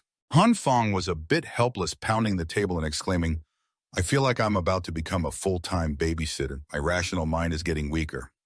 The bespectacled girl looked at him blankly, and Han Fong smiled awkwardly. I'm just joking." Then he also picked up his chopsticks, sighing inwardly, so tired. After eating a while, Han Fong told her, "Hey, after you finish eating, I'm heading back." But he realized she had fallen asleep somehow. Can she really sleep right after eating? Han Fong chuckled helplessly, then carefully laid her down on the sofa and covered her with a blanket before leaving the bespectacled girl's house. Han Fong thought to himself, feels like babysitting a kid. The next day, Han Fong was woken by knocking. "What's the matter so early?" Lam mumbled a complaint. Han Fong went to open the door and saw the bespectacled girl with several boxes stacked outside his room. The bespectacled girl said, "These are gifts for you." Han Fong said, "That's too kind." Looking at the pile of boxes over half his height, Han Fong thought to himself in surprise, "That's a lot." Seeing her still standing there watching him, Han Fong asked, "Is there anything else?" The bespectacled girl pointed to the generator beside her and said, "Can you teach me one more time?" Han Fong replied, "Sure." And so a few more days passed. After several days of interaction, Han Fong confirmed that the young girl living on the same floor as him was a real fool, lacking a lot of basic knowledge, yet she seemed very eager to learn everyday knowledge. Every day dragging him to her house to teach her. Currently, Han Fong was sitting at the dining table in the glasses-wearing girl's house. After tasting a few dishes she had made herself after days of learning, Han Fong reluctantly said, Your culinary skills have improved somewhat. But no matter what these foods are, many people are still fighting to get them. In peacetime, even dogs wouldn't touch this. Remembering something, Hanfeng looked at the girl with glasses and asked, "Right, I haven't even asked your name yet." Duo. Then a chaotic fight over food broke out, only stopping when Tong Hok-hu turned on a loudspeaker and deliberately created a loud buzzing noise that hurt everyone's ears. "Have you all fought enough?" He helped a swollen-faced man to his feet and said sternly, "Isn't it ridiculous to fight over these few leftover supplies until heads are bleeding and falling off? And you dare say that you've been hoarding supplies from my house for days and only received one pack of instant noodles. If you don't save it, you'll starve to death." In response, Tuong Hok-hu calmly said, "Let me sum it up. Because the free supplies aren't enough to eat and the donated supplies are all gone, we have to fight for whatever little is left." Exactly. That's why I said it's ridiculous. Starving like this, think carefully about who caused this. Who caused this situation? Someone speak up so I can help you remember. Tuong Hok-hu picked up a loaf of bread and began to manipulate the crowd. The bread, originally worth only a few coins, was pushed up to tens or even hundreds by those with enough supplies to squeeze every last bit from you. They even divided the bread into 5 or 10 parts to auction off. In the end, they successfully profited from the disaster, while you not only spent all your money buying food but also fought amongst yourselves over the remaining supplies. Isn't this ridiculous? Those who have more supplies but don't donate are the culprits. The ones deliberately raising prices are the culprits, and in the end, the ones starving are us.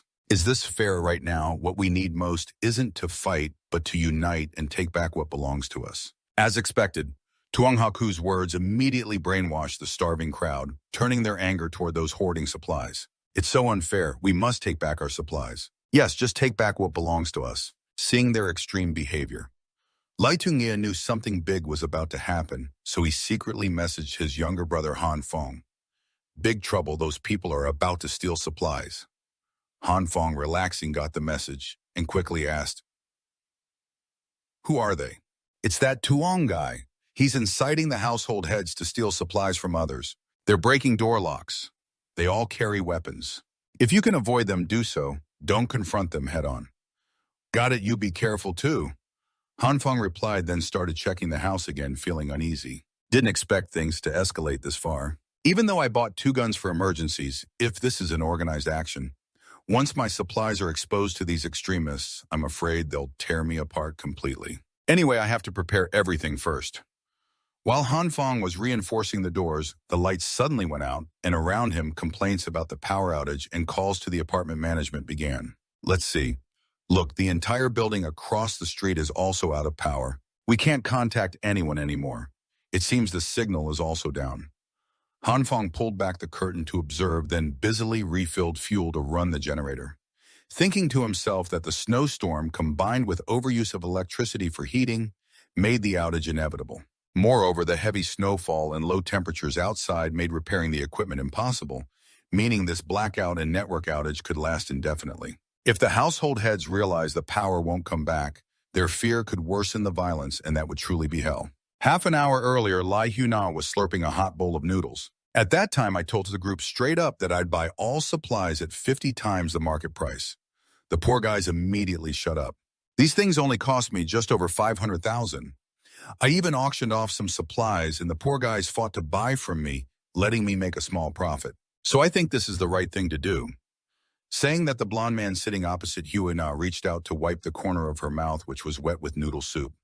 Huna didn't resist, and even took his hand, smiling and saying, "Uh-huh." Her reaction made the blonde man silently pleased.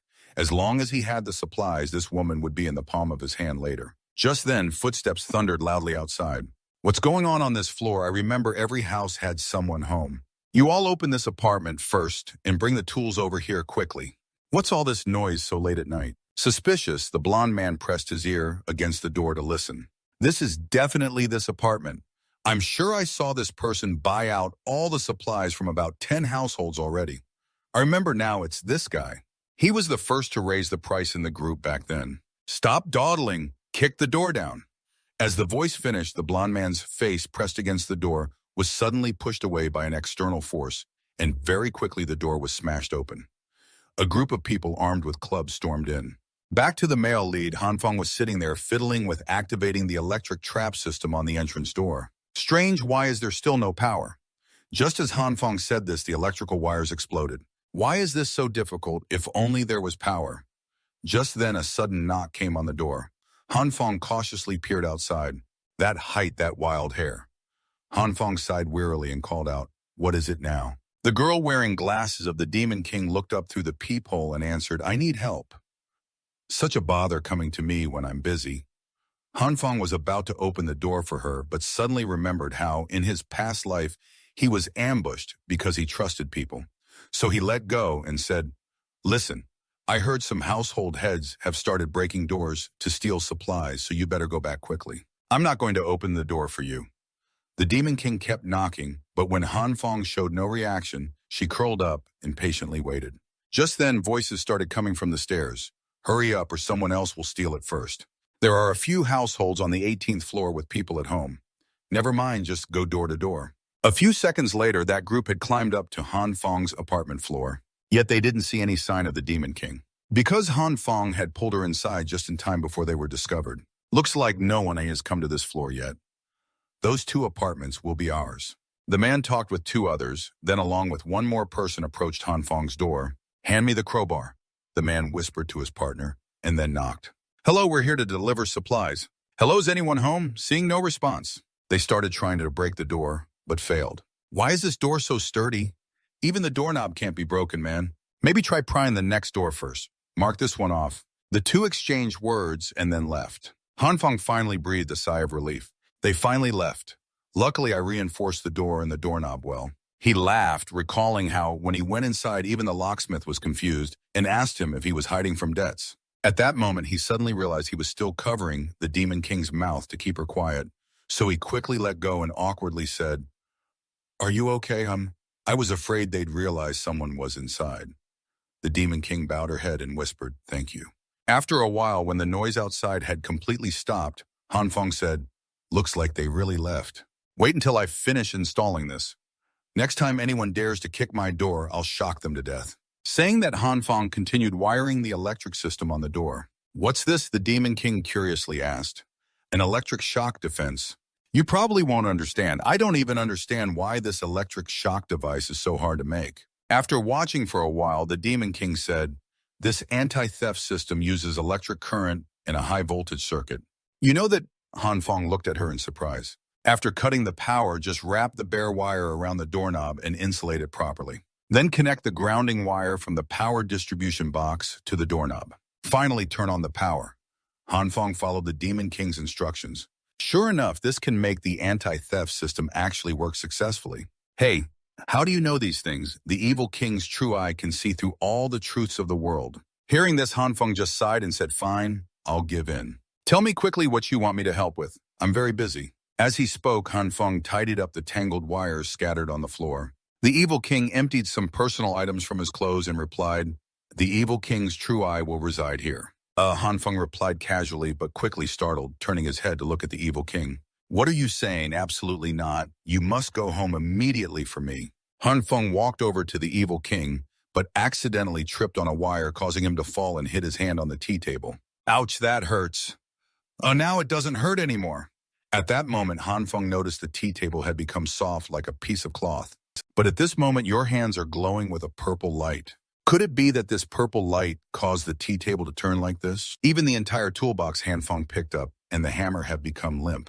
"So this purple light can make objects soft." At this moment, Hanfeng looked up and saw the Shadow King staring at him intently. "Oh no, forgot. There's someone else in the house." The little Shadow King girl squinted at him for a long moment. Finally, she spoke. "Are you also an envoy chosen by the Shadow King's true eye?" Hanfeng was a bit startled by her question. But to cover up the reason, he could only admit, "I'm also a subordinate of the Shadow King." So these strange phenomena often occur. After hearing that, the girl signaled him to stop. Her eyes instantly brightened, and she happily said, "Since we're both envoys, we should support each other. Feel free to use the resting room together." Hanfeng sighed helplessly. "A girl like you wants to share it with me." But before he finished, the door slammed shut. He fell silent. Turning to the door, he scolded, "I haven't even agreed, and you're treating this as the Shadow King's den already, like no one's around." Saying anything is pointless. He shook his head helplessly, ignoring it and focused on his power. What exactly was that purple light on his hands just now? Could it really turn hard objects into soft ones? Hanfeng thought for a moment, then clicked his tongue. Looks like the light I have isn't just two types. I just haven't discovered them yet. The purple light appeared when he was knocked down by the electric wire and hit the tea table. Thinking back, it felt a bit strange. Just then he noticed the purple light was back again. So recalling that dangerous moment, the purple light had already appeared. Could it be that the purple light also affects electric wires? After thinking for a bit, he stood up and walked to the kitchen. Holding a large knife in his hand, he wanted to test it on something else. In the blink of an eye, the knife in his hand was covered in purple light. He didn't expect it to also affect metal. The knife quickly softened like fruit jelly. Then Hanfeng tried many different items. Finally, he concluded the longer the purple light is used, the more severely the object softens. Other than that, no other changes occur. Its effect is like chicken tendons. He rested his chin thoughtfully. Is there another way to try? For example, what if I combine the two lights, blue and purple? Think it, then do it. Two types of light quickly appeared on his hands and he combined them into one. Then he grabbed the knife from before and let it be enveloped in the mixed light. When the light faded, the object inside gradually appeared. The knife had returned to its original shape, only it was shinier than usual. Hanfeng frowned thoughtfully for a moment, then applied force to the object on the table. He finally realized that the mixed two lights could change the flexibility of the object, and its hardness was somewhat exaggerated. Thinking of this, he suddenly had an idea. At the same time, in a dark corner of the stairs, two low voices echoed. Someone asked old brother, "You're not planning to hand over the stolen supplies, are you?" The other replied coldly, "Only a fool would hand them over. I don't have enough to eat myself. After handing them in, we'd have to divide them between women and the elderly."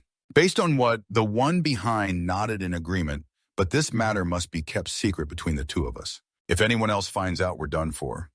Just then, the man in front saw something and exclaimed in shock, "Quick, look behind you." The other was startled and turned his head. They saw the wall behind them moving, then a strange face appeared on the wall.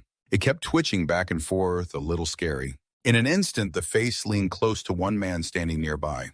In the blink of an eye, that face leaned close to the face of a man standing nearby. And that's not all. Both hands kept moving forward continuously. Immediately, the two men trembled in fear and muttered, "There's a ghost." Then they quickly turned and ran away. The strange face suddenly started trembling. A voice then echoed, almost out of breath. "It turns out the one who caused this anomaly is Hanfeng.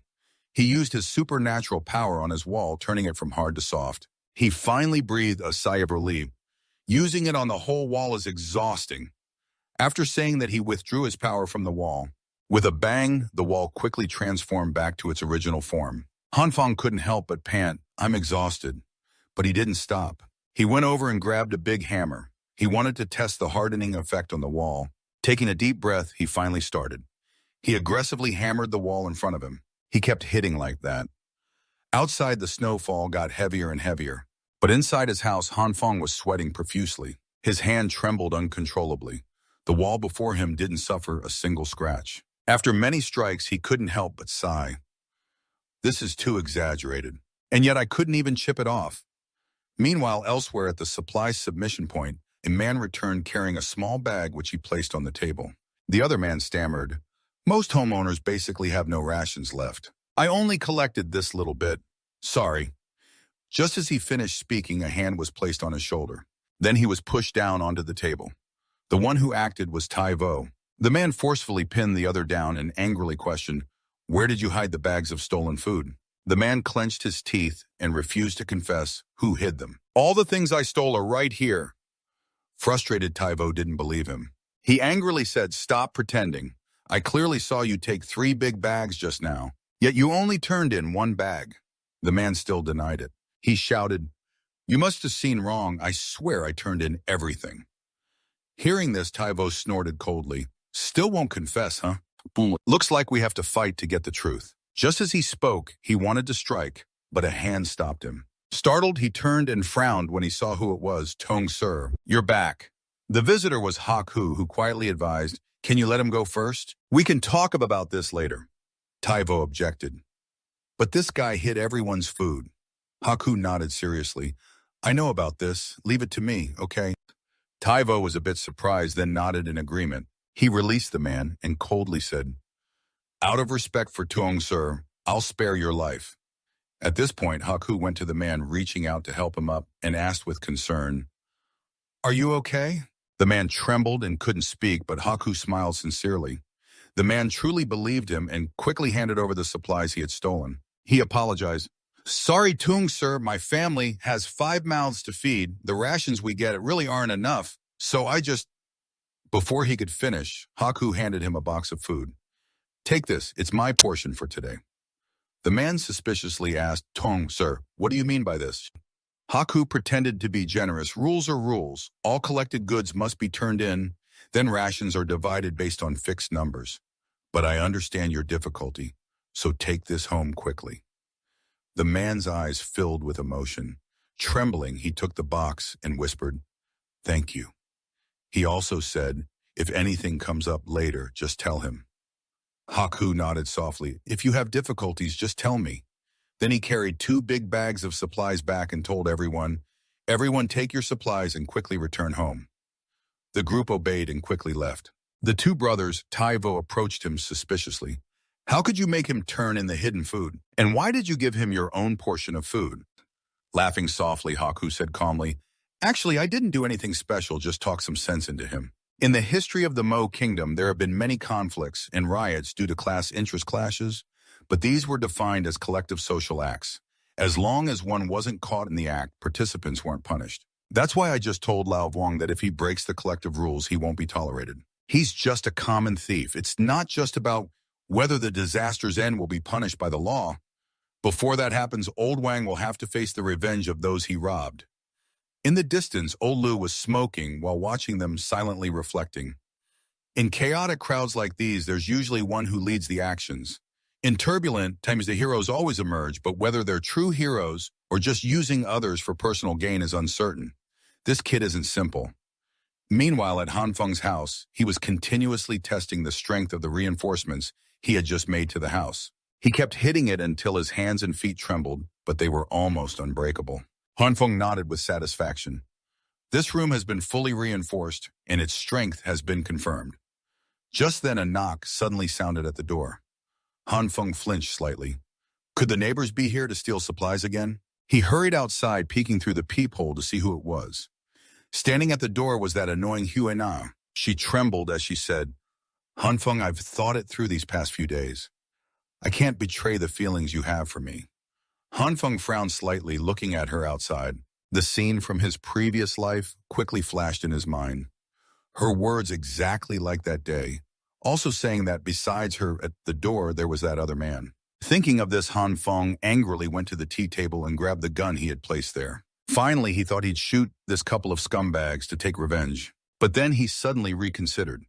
Now with the stun device in the dark outside and him inside in the light, if he struck a critical blow immediately, he might be killed instead. Besides, he wasn't even sure how effective this stun device's electric shock really was. He forced himself to calm down. After all this moment had come, he had to clear his head. His biggest threat now wasn't that Yue Na, but the mysterious man hiding in the shadows. So he needed to go outside now to locate him, then deliver a critical strike. But how could he possibly determine that man's location from inside the house? Han Feng glanced around thoughtfully, then recalled, "He's definitely hiding in the corner behind your door." He felt along the wall and finally stopped at a corner. Maybe here, although it would take some time, this could work. Thinking this, he placed his hand on the wall and a faint purple light appeared outside. Yuna kept saying, "Are you there? Please open the door for me." The man lost patience and asked, "Is this kid worth the trouble of robbing?" Hunan nodded slightly and replied, "He still has leftover supplies. I remember just before the disaster, he even bought another truckload." Hearing this, the man was pleased.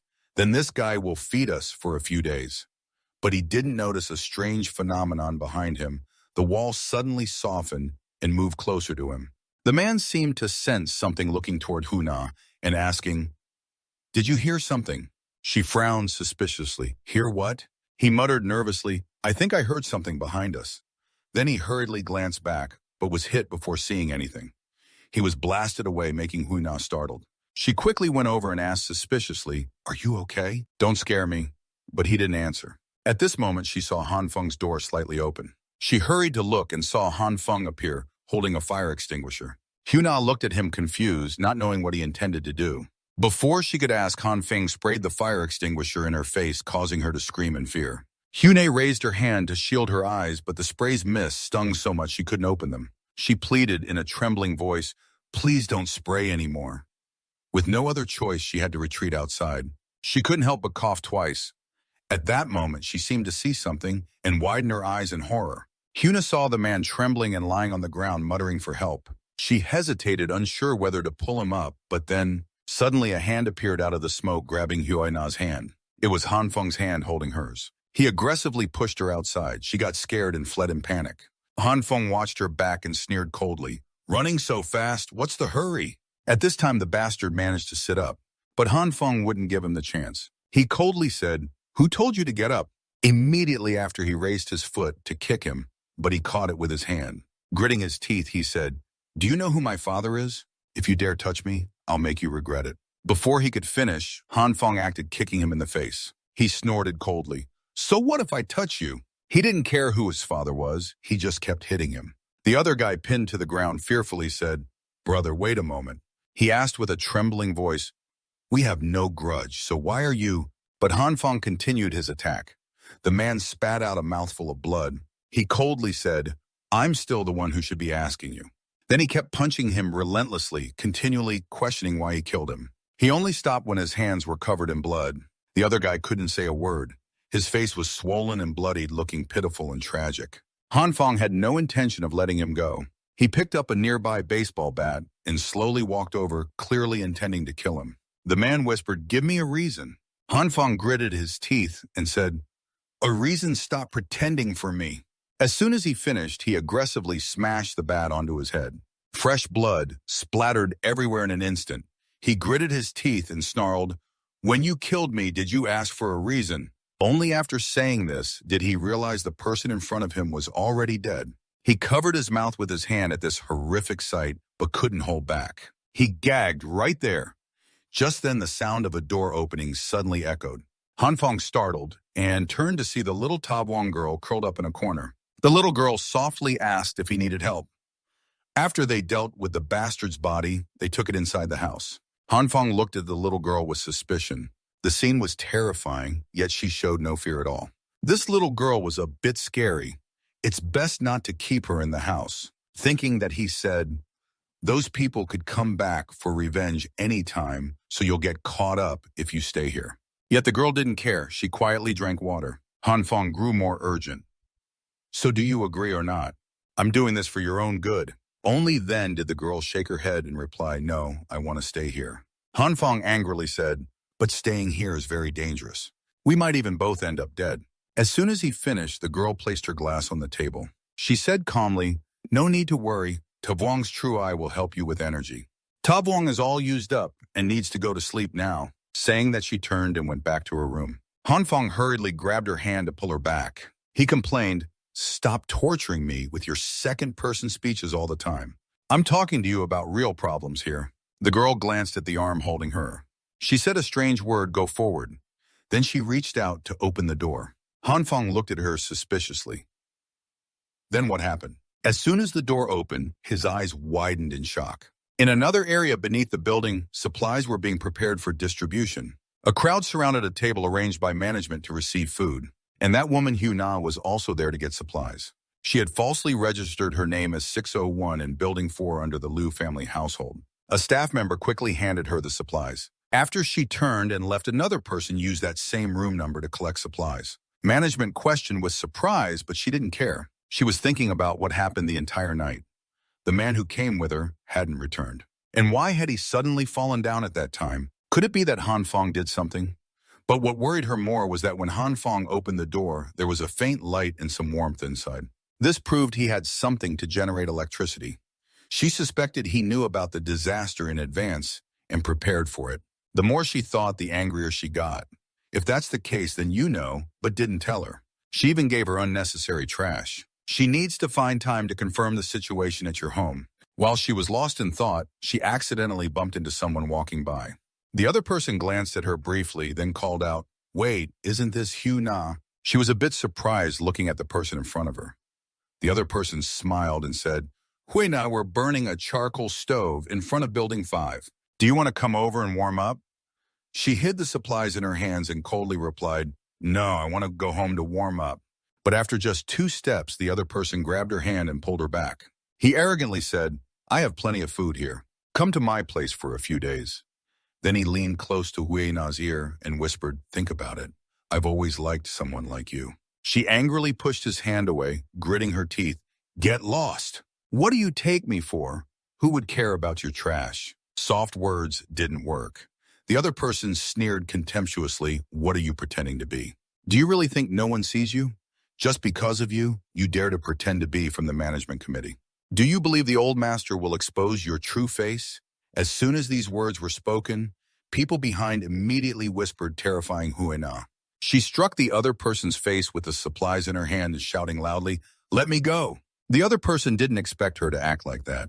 He angrily wanted to strike back, You bitch. But before he could do anything, a hand slapped his face, sending him flying backward. An angry voice rang out, No bullying women. The people waiting to get supplies noticed the commotion and frowned, murmuring among themselves. Their eyes looked at the trembling man sitting there, but no one helped. The one who hit him was Train Yen. She looked at Huna and asked, Are you okay? Are you hurt anywhere? Do you feel uncomfortable anywhere? Huna shook her arm and head. I'm fine, thank you, Train Yen. She took out a business card and handed it to her, smiling, If you ever feel uncomfortable, just come see me. No need, thank you, Huna said coldly, then turned to leave. At that moment, the man had regained consciousness. He shouted aggressively, You rotten bastard! Then grabbed Train Yen by the collar. He quickly pushed her to the ground, cursing, You bitch, you dare to meddle. Despite her being hit, Huna still stood there without intending to intervene. The man was about to throw a punch at Train Yen, but before he could strike, another hand grabbed him and pulled him away. The one who came was Tungia. He aggressively pinned the man down and grunted coldly, What I hate most in life is men who hit women. At that moment, Haku finally arrived. As soon as he saw him, the man quickly accused, I thought this gentleman was an imposter trying to get supplies. I saw her with some second wives pushing the supply prices up. Huna hurriedly denied it. Seeing this, Tungia was outraged and wanted to attack him. Why does a bastard like you who hits women have the nerve to accuse others? But before he could do anything, his collar was grabbed by a hand.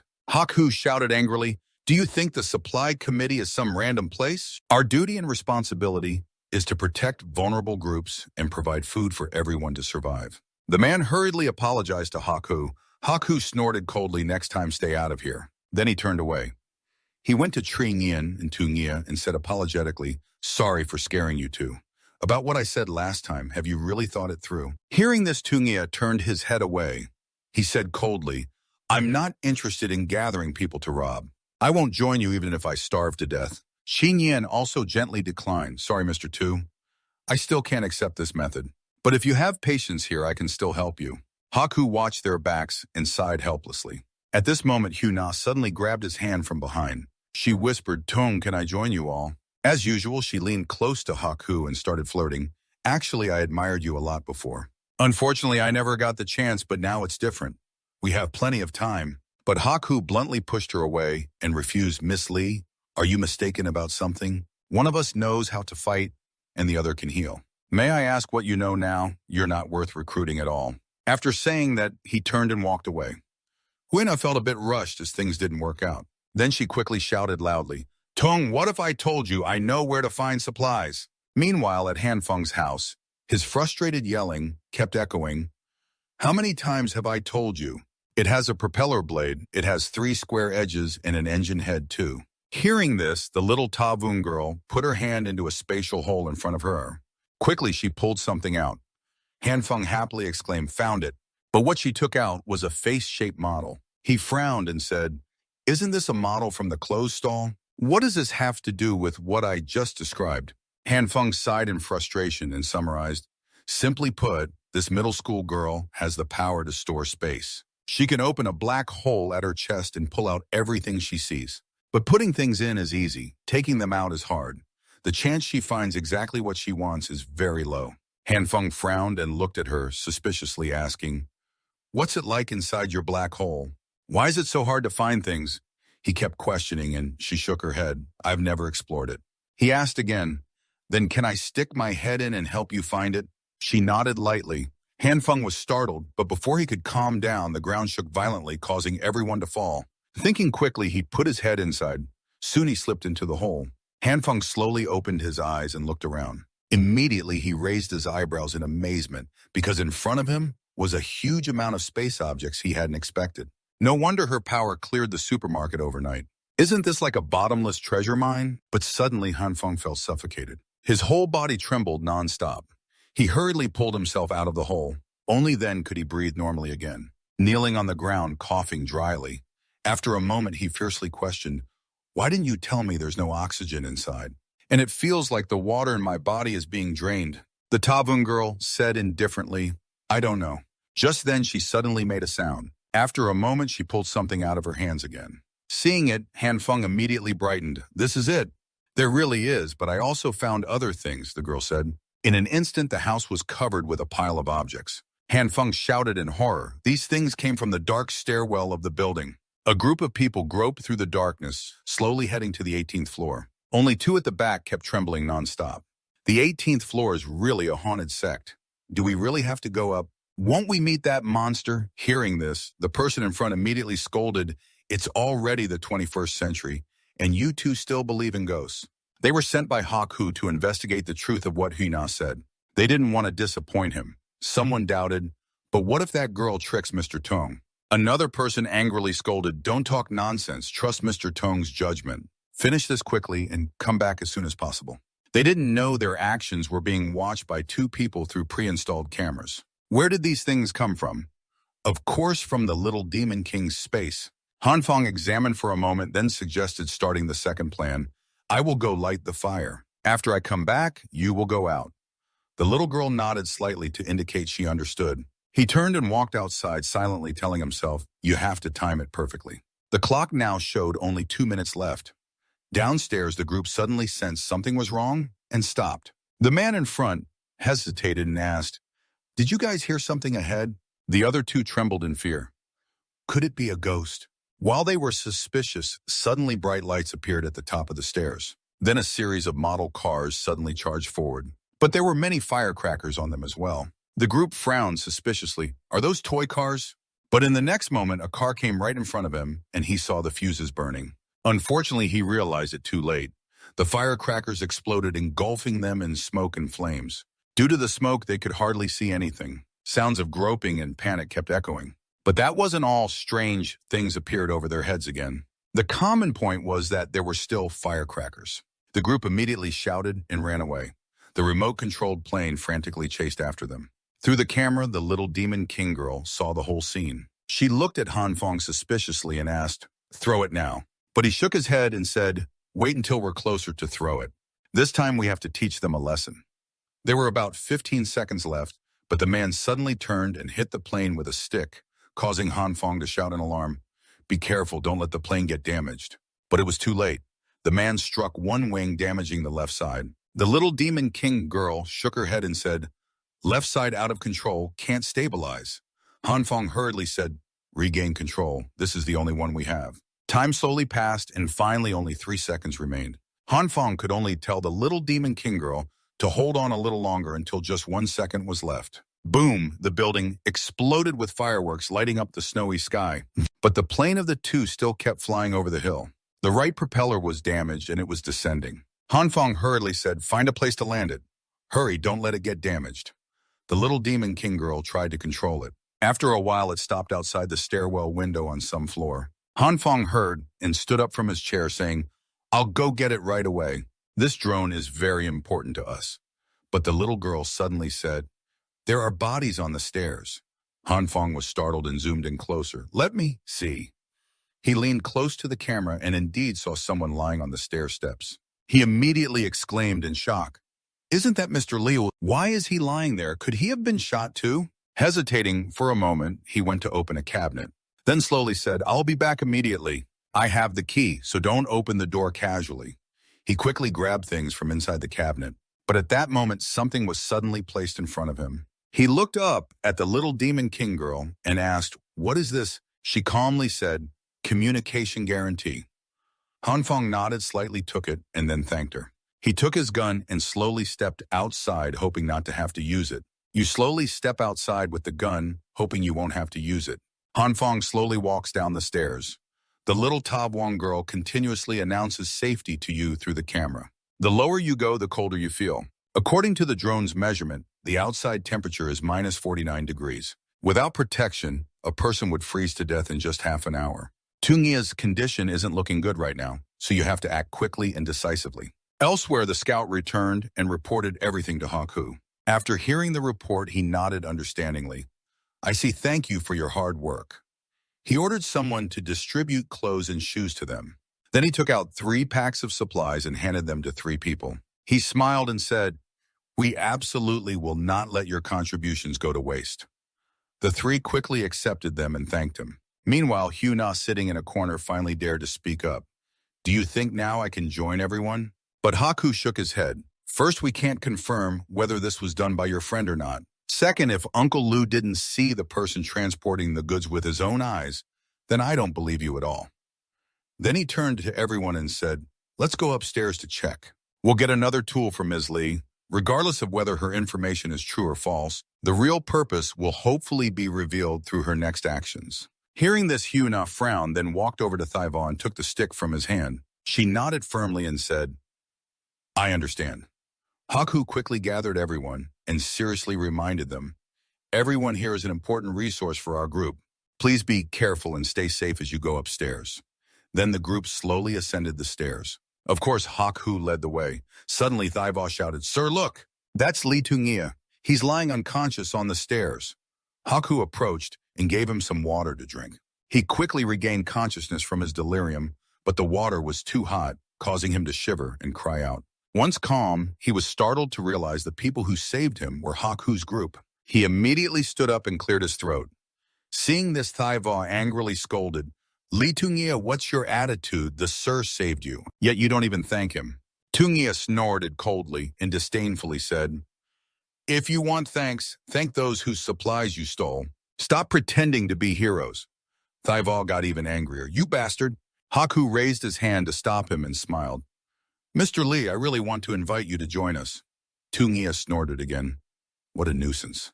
I've told you many times I absolutely will not join. Seeing his attitude, Thaival became even more furious. Lee Tungia, don't be shameless. Tungia didn't care and calmly said, what? You want to force me to join your group? After saying that, he turned to leave, but after a few steps, Haku pulled him back. He smiled at him and said, Mr. Lee, did you misunderstand us? We only hope you contribute and bring hope of survival to those weak and disadvantaged groups.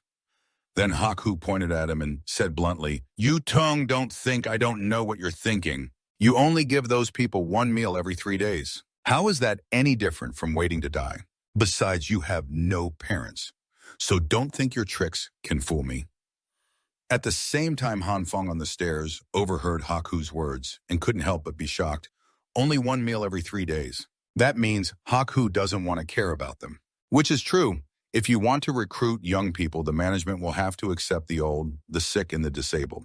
If this continues, sooner or later, internal conflicts will arise within the committee. Below, Thaival was angrily scolding Tungia. Don't be ungrateful. He asked if he wanted to join or not. If not, then get out and don't block our way. Hearing this, Tungia headbutted him once. He snorted coldly. If I dodge, how will those people get through? Seeing him blocking the stairs, they grabbed weapons and wanted to charge up. Seeing this, Haku immediately sighed. Then he looked at Thaiva and nodded, signaling him to charge right away. The whole group gradually pushed Zingia back. He calmly looked at them without fear and said, you think I'm afraid of you? Above, Hanfang saw the situation and couldn't help but worry. This is bad. Li Ka's condition is almost collapsing. You have to go help him. But there were too many of them. Even if you go, you won't be able to do anything. After hesitating for a long time without moving forward, thanks a lot for your help. You can't just watch him die like this. After thinking for a moment, he reached into his jacket pocket and took out his 6-shooter. He pointed the gun downward, but still didn't fire. At this moment, Zingia was already pressed against the wall by Haku's men. But suddenly he saw something. Just as he was suspicious, a gunshot abruptly rang out. The baseball bat in Taivo's hand immediately dropped to the ground. In an instant, his face was filled with fear. He trembled and fell to the ground. The people behind him panicked and quickly retreated. Hanfang upstairs pointed his gun at them warningly, Silence, everyone stay still. Seeing the gun in his hand, the others became even more terrified. Zingia looked at him, standing beside him with suspicion. Little brother, these are Haku's men. At this moment, he dared not say a word, trembling nonstop. Behind, Hyuna frowned among the group as she looked at him, feeling doubtful. How does he dare to go outside with a gun? Up front, Hanfong handed his house key to Zingia. Take it, we'll slowly retreat. He quickly nodded and then followed Hanfong upstairs. Haku's men kept retreating, asking him what to do. But Hanfong didn't give them a chance to talk much and fired again, startling them. He coldly warned, I told you, don't move. Drop your weapons, get on your knees. Those people were very afraid of the Black Barrel and could only obey him. Seeing this, Hanfong suggested Zingia quickly go upstairs while still aiming the gun at the group. In the blink of an eye, the two had disappeared without a trace. The others could only blink and watch the two climb higher step by step. Only then did Haku dare to speak. Does anyone know who that just was? Hyuna quickly replied, he's Hanfong. We're almost at his house. Taivo heard this and was displeased, grabbing her collar and shouting, why didn't you say earlier that he has a gun? She shook her head fearfully. This is my first time meeting him too. Haku seemed to believe her. Then let's just stop, Taivo. All right, I trust that Miss Lai won't lie to us. Then he turned to the others reassuringly. Everyone think carefully. With such an important weapon, if he has it, how could he not have supplies? As soon as he said this, the people behind immediately nodded in agreement. Haku didn't give up and continued to sway their minds. Besides, who knows, maybe he's the one driving up the supply prices. At that moment, Haku recalled what old Liu once said, there's a high chance the person he met is him. Then Taivo suddenly spoke. Are we still sticking to the original plan? What if he shoots? If he dared to kill earlier, he would have done it already. Haku shook his head and said, he doesn't believe they can just stay in the room without coming out. Then he looked at everyone and said, everyone, the plan has changed. We'll go back to prepare safety measures and then come back. We must take over Hanfong's room. Meanwhile, in front of Hanfong's door, the two Zingia had returned. Zingia hurriedly tried to open the door, but his hand kept trembling. After a while, he still couldn't open it. He apologized and sorry, Hanfong. Hanfong refused to comment. Don't worry, it seems they didn't chase us. After a moment, Zingia finally managed to insert the key. Just as the door slightly opened, he felt the warmth. Standing still there, Hanfong waited impatiently and urged, come in quickly. Only then did he regain his composure and enter the room. But as soon as he entered, he noticed there was a heater and a generator, things every household needs. Even more important were the supplies scattered all over the room. Zingia looked around in amazement, eyes wide. Little brother, what's going on here? Hanfong was about to explain when the door suddenly opened, making Zingia startled. They saw the little Tavwong peek out and quietly asked, where's the drone? Hanfong jumped in surprise. Remember, you forgot about it. Tungia grew more and more astonished, asking suspiciously, what drone? 2 hours later, Hanfong told Tungia everything. He nodded while eating and said, that's how it was, but he still couldn't help feeling moved. This is really impressive, being able to predict natural disasters like snowfall and prepare so much. Looks like studying hard really pays off. Hanfong chuckled softly, feeling guilty, and apologized. Sorry, I was worried the news about the supplies might leak, so I didn't tell you the truth earlier. But Tungia didn't care much. He put his chopsticks down, then stood up and bowed to Hanfong, thanking him. Little brother, if it weren't for you, I'd be dead by now. You've treated me with such wholehearted loyalty. Hanfong was a bit surprised by his action. He quickly said, don't say that you've helped me a lot too. Come on, keep eating. I have plenty of food. Tungia's eyes welled up with emotion. He sincerely said, you really are a good person. After a while of heartfelt moments, Tungia sat back down at the table to eat. While eating, he spoke up. By the way, little brother, the situation in the residential area is very different now. Do you still remember the message I sent you? Since that day, they thought Kia was exploiting so-called collectivism to loot supplies everywhere. Some obeyed, others refused. After some people left, they pretended not to care outside, but secretly sent Kim Tai-vo to deal with them, saying it was to reduce the threat. Hanfong frowned and asked if he was the twin brother of that university student pair. Tungia nodded slightly.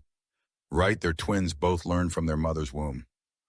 Hanfong thought for a moment before saying, no wonder the residential management developed so quickly. Their tactics are really dirty. That guy is not easy to deal with. But then Tungia suddenly coldly said, "It's just like the saying, evil begets evil." Guess who they robbed later? They robbed Li Chenhao, the boxer who used to be the middleweight champion. Han Fong was startled and asked suspiciously, "So the people in the committee got beaten badly, right?" Tungia shook his head. Not quite, but they wanted to save face so they wouldn't admit defeat.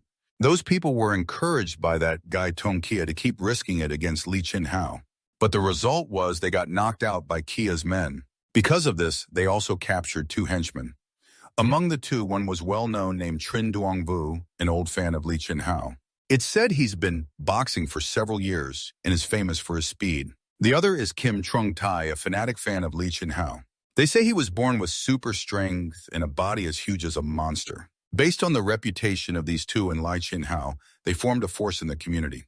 And this group really hates that bastard Tong Kia. To shift the conflict, Tong tried every way to steal from Han Fong. After hearing this, Yu asked suspiciously, "So pulling in the elder brother was just a last-minute idea, right?" Tungia nodded slightly. Han Fong frowned thoughtfully. No wonder that bastard Tong Kia wants to win over Tungia. Looks like things aren't comfortable for him either. Just then, a sudden noise outside the door startled the 3. Little Ta Wong looked at the camera and said, "Someone's coming. It's those guys from Tong Hak Hu." Han Fong quickly stood up and said, "I'm going to shut off the power." But before he could do anything, a hand grabbed his shirt. Little Ta Wong told him she smelled sulfur. Han Fong was startled, but before he could calm down, the ground shook violently, knocking everyone down. Han Fong angrily scolded, "And they dare to blow up Lao Tu's house." Little Ta Wong calmly said, "They probably used localized explosives. This kind of explosive isn't very strong." Han Fong frowned and asked, "You know about this too?" He only asked casually, then quickly looked toward the camera and saw a familiar figure. He couldn't help but sneer. So it was that Hue Na who brought Tong Hak Hu here. After saying that, he went to the shelf and started checking the power. Then he asked everyone to stand a little away from the door. After the 2 people moved away a bit, he began to administer the electric shock. Immediately, screams erupted from outside. The person standing in front of the door was electrocuted and fell to the ground. Haku was a bit surprised to see this, but he quickly regained his composure. He immediately ordered to place explosives at the joint between the door and the wall. This time used 2 packs. Taivo followed the order. Place 2 packs of explosives in front of the door. Boom! A deafening explosion sounded again. Cracks began to appear on the wall, but the door still didn't open. Haku frowned slightly. He didn't expect this to happen.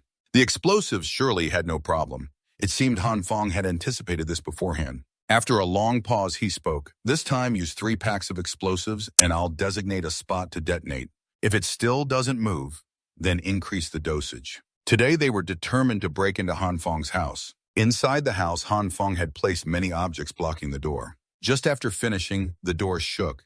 The 2 hurriedly covered their ears. Han Fong called out to ask something, but Tungia basically couldn't hear anything. When the ear-piercing noise subsided, Han Fong suddenly shouted in surprise, "What's that sound?" Tungia quickly said the wall was broken and went to get something to block it again. Han Fong was a bit anxious.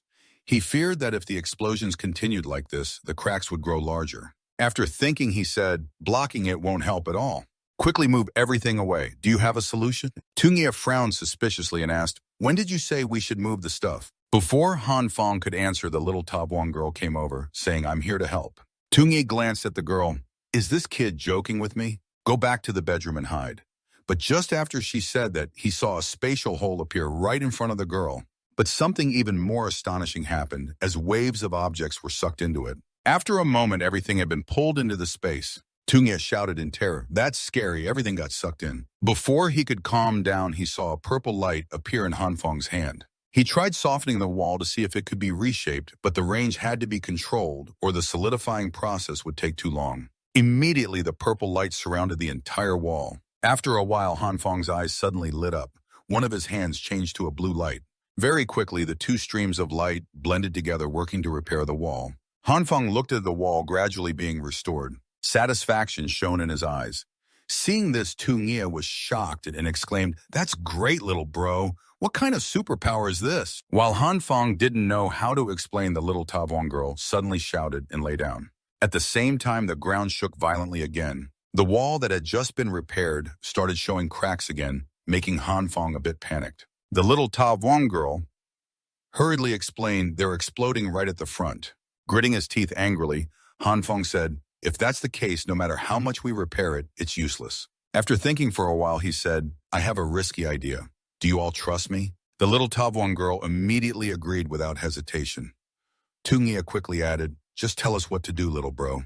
Nodding with satisfaction, Han Fong said seriously, okay then, just follow what I say. In an instant, loud explosions resounded again. Han Fong's bedroom door started shaking violently. Soon it cracked open. The group led by Tai Vo slowly entered. He warned, make sure to loot every corner for supplies. Haku at the back reminded everyone carefully, they might ambush us. Go check if there are supplies in the house. Immediately after, a group like thieves began rummaging through Han Fong's house looking for supplies. Unfortunately, there was nothing at all. Tai Vo came out from the kitchen carrying a box. With an annoyed expression, he said, I thought the kitchen only had some trash in the seed container. Haku was a bit surprised when he saw the seed container. Tai Vo furiously cursed, damn it, Hugh. Now you're not tricking us, are you? She immediately shook her head, denying it, I'm not. Maybe he hid it in the room. Hearing her words, the two went into the room to look for supplies. They carefully entered, not wanting to get shot. One pushed the door with his hand, but felt something blocking him from behind. Before he could recover, his face was pressed down by a strong foot. It was Tungia. He rushed out from inside, using the door's force to pin the two men to the ground. Han Fong also stepped forward accordingly. He still had a gun in his hand. As soon as they saw him, the group immediately shouted, watch out! The two sides then fell into a struggle. Han Fong finally spoke up to warn, damn it, all of you, get out here. Otherwise, I won't be polite. Polite? Haku snorted coldly after hearing that. Have you ever been polite before? He accused Han Fong of hoarding supplies on his own, abandoning the group, and causing many residents to suffer from hunger. He also said he came today to demand justice. Look at this hypocrite, stealing from others yet talking so righteously. But he says it without any shame. He continued to use the name of the group to threaten Han Fong. If you still have any conscience, left hand over the supplies. Only unity can help us survive the apocalypse. Han Fong smirked at him. This guy talks big, but in reality it's just moral chains. People like this deserve contempt. But now these fools trust him like starving wolves with bloodshot eyes desperate to vent. Right now, Han Fong is their target for venting anger. Just deal with him properly, and that's it. Thinking that, Han Fong immediately shouted, what nonsense are you talking about? Which eye of yours saw supplies at my place? Hunade didn't believe it and argued, you must be hiding them. She said, last time when I came here, there was even a heater and lights in your room. If you don't tell the truth, just wait to die.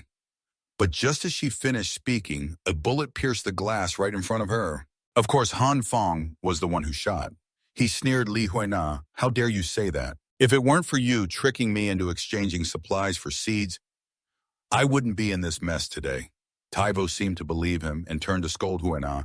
Damn it, are you messing with us? She shook her head in fear. No, I really am not lying. Seeing them argue, Haku intervened. Don't fight among ourselves. I have a simple solution.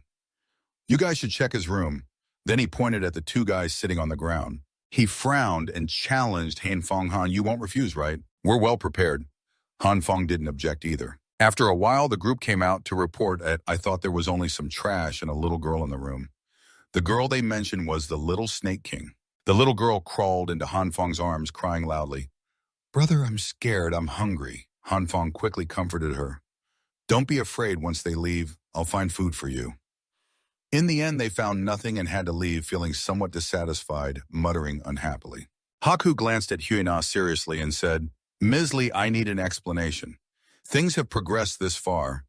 You owe everyone an explanation. She didn't know how things turned out like this and quickly explained, I really didn't lie to you. Clearly, I saw her glance at Han Fong across the room, inwardly furious. Could it be he's covering for her? It's all because of you she's in this mess. It's all because you're a damn bastard. Thinking this, she suddenly aimed the flashlight in her hand at Han Fong. Her action startled him. The flashlight's beam made his eyes uncomfortable. While he was off guard, she snatched the gun from his hand. Huna pointed the gun at Han Fong, shouting angrily, Where exactly are you hiding the supplies? Are you playing tricks? Tell everyone the truth or I'll shoot. The group with Haku looked embarrassed at the scene. Han Fong remained calm, sneering the truth. The truth is you've long since swindled all my supplies. You lied, you cheated me. I'll kill you. Huna yelled in anger. Unfortunately for someone like her who never does hard work all year, she couldn't hold the gun steady. In a flash, something caused her to drop the gun. Taivo's group took the opportunity to grab her, and she struggled in defiance. Hanfang looked at his gun on the ground and wanted to pick it up, but he was a step too late. The bastard Hawk Tuong was faster. It was unclear what he planned to do. The two faced each other like that. Taivo kept grabbing Huena's hair, scolding, "You rotten bitch! How dare you cheat us?" As soon as he finished, he raised the stick in his hand, ready to beat this woman. Unfortunately, before it could be lowered, Haku grabbed the man's hand to stop him and said seriously, "The management team is not a violent group, and this is not a place for punishment. Even if she did deceive, at least she should be given a chance to make amends." Then he turned to Han Fong with a pretentious, annoying expression and said, "Han, I'm very sorry about today." He said they were all victims and would explain everything to him later. As he spoke, he handed the gun back to him. Han Fong was a bit startled by this gesture but accepted it without suspicion. Haku continued, "I sincerely invite you to join the management team." He said he didn't need an answer right now and should just consider it. "Tomorrow, when you come to pick up supplies, just share your thoughts." Afterwards, they left with their group. Once the room was left with just the three of them, Tungia anxiously asked, "Brother, are you hurt?" Hanfang shook his head slightly and sighed. "Finally, it's all over." Then the three went to rest in the room on the upper floor where the little devil girl stayed. Tungia couldn't help but express, "I didn't expect this girl to have a room upstairs too." Hanfang nodded slightly and replied, "Exactly, it's big and spacious, much more comfortable than my place, and thanks to her, they were able to stage this scene." Recalling earlier, Hanfang had told the girl to put everything away, but to leave a trash bag and some packaging behind. He ordered Tungia to open the window to quickly lower the room's temperature. He said they had to make the place look like it hadn't had food there for a long time. They let the people outside break down the door, but in the end, they didn't get anything. They thought Kia had arranged such a big battle. Returning empty-handed would definitely stir public outrage. In that case, people would turn their anger toward the weak. Moreover, Hanfang had a gun, so that Weina would definitely become the scapegoat. Tungia frowned after hearing this. "But there are so many of them, even with a gun, it might not be safe, right? Like the gun that was just taken away, that's the worst-case scenario." Hanfang nodded slightly in response. After getting the gun, Tu Haku said they might be able to resolve the issue peacefully to preserve their image. Tungia continued, "But what if Haku decides to shoot?" Chuckling softly, Hanfang said calmly, "There was only one bullet in the gun, and you already used it earlier." Hearing this, Tungia finally understood. He gave a thumbs up to praise him. "You're really clever, so you purposely let them steal the gun, right?" Hanfang replied calmly, "You could say it was all part of the plan." Tungia nodded and said, "So the next step is just to pretend life is tough and quietly earn money." But Hanfang opposed. Their next mission is to overthrow that damn management team. Below the management's base, they were distributing supplies to everyone. The scene was so loud and chaotic that they didn't notice two people quietly entering the supply warehouse. At that moment, two management staff were coming out. They were assigned to check the supply doors. The two Hanfang hid on one side watching them. They exchanged glances and silently planned. According to Tungia's investigation, the first 4 floors had been cleared. The 5th and 6th floors were occupied by building support staff, so they couldn't get to the 7th and 8th floors. He guessed the warehouse was probably up there. Above the 5th floor, there would be guards. He would go up first to distract attention. Hanfang would take the opportunity to knock them out with a baton. They would try not to use the gun. According to the plan, the two slowly went up. But strangely, there was no one. They continued up to the 6th floor, but still no one was there. Hanfang reminded Tungia not to let his guard down. They stopped on the 7th floor, but encountered no obstacles. Hanfang hesitated and asked, "Are you sure they would keep supplies on these 2 floors?" Tungia shook his head and said, "Right now, I'm not sure either." Tungia looked around for a while and then said, "If no one is guarding, then forget it." But not seeing a single person does seem a bit exaggerated, doesn't it? The two of them weren't sure either. They could only take one step at a time. Tungia suggested they split left and right. "If anything happens, just shout." Hanfang nodded slightly, then carefully stepped inside. "You thought you'd have to fight your way up, but this way works too. This time it's just scouting." Earlier in the little Tavun girls' room, the 3 of them ate while discussing strategy. Hanfang said seriously, "There are too many people in management. We can't defeat them alone. The only way to overthrow them is to eliminate them from within." From what he saw, management was an organization connected by supplies. As long as they find the warehouse where the supplies are stored and let the little Tavun girl clear it out, the management will immediately fall apart. Easier said than done. No one knows which room they keep the supplies in. We still have to be careful in case someone shows up at any moment. While Han Feng was thinking he saw Tungia happily running over from the other side, he was a bit reluctant. Didn't I say to be careful? A moment later, the two stood in front of the warehouse door. Han Feng asked suspiciously, "It's written so clearly. Don't you think it looks more like a trap?" Tungia furrowed his brows slightly. "But according to the writing here, this is the warehouse." What's more surprising is that the key is already in the lock. Very thoughtful. No matter how you look at it, it seems like a trap, but Tungia didn't think so. He whispered, "Maybe they just forgot to take the key out. Let's open it and see." Then he raised his hand to unlock, but Han Feng stopped him. "Wait, did you see the thin wire wrap between the key and the handle? This is a classic trap." Han Feng warned to be careful. Remember the two others mentioned checking the warehouse door earlier? Maybe they were talking about this trap. Anyway, don't touch it casually. Just know it's here. They will go upstairs to check further. Just need to locate the warehouse and slowly figure out how to open the door. Han Feng suggested, and Tungia nodded in agreement. But at that moment, the two of them ran into two others coming out from the door. The four of them stared at each other in confusion for a while. Still, Han Feng reacted quickly, grabbing Tungia's hand and running. They quickly ran forward, but the two men caught up. One tried to strike Tungia with a stick.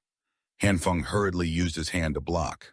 Taking the chance, Tungia kicked toward the attacker. Then the two opened the door in front and went inside. Conveniently, they used an iron rod to bar the door. Han Feng held his aching arm and suspiciously asked him, "There was no one there when you got the supplies, right?" Tungia vaguely shook his head.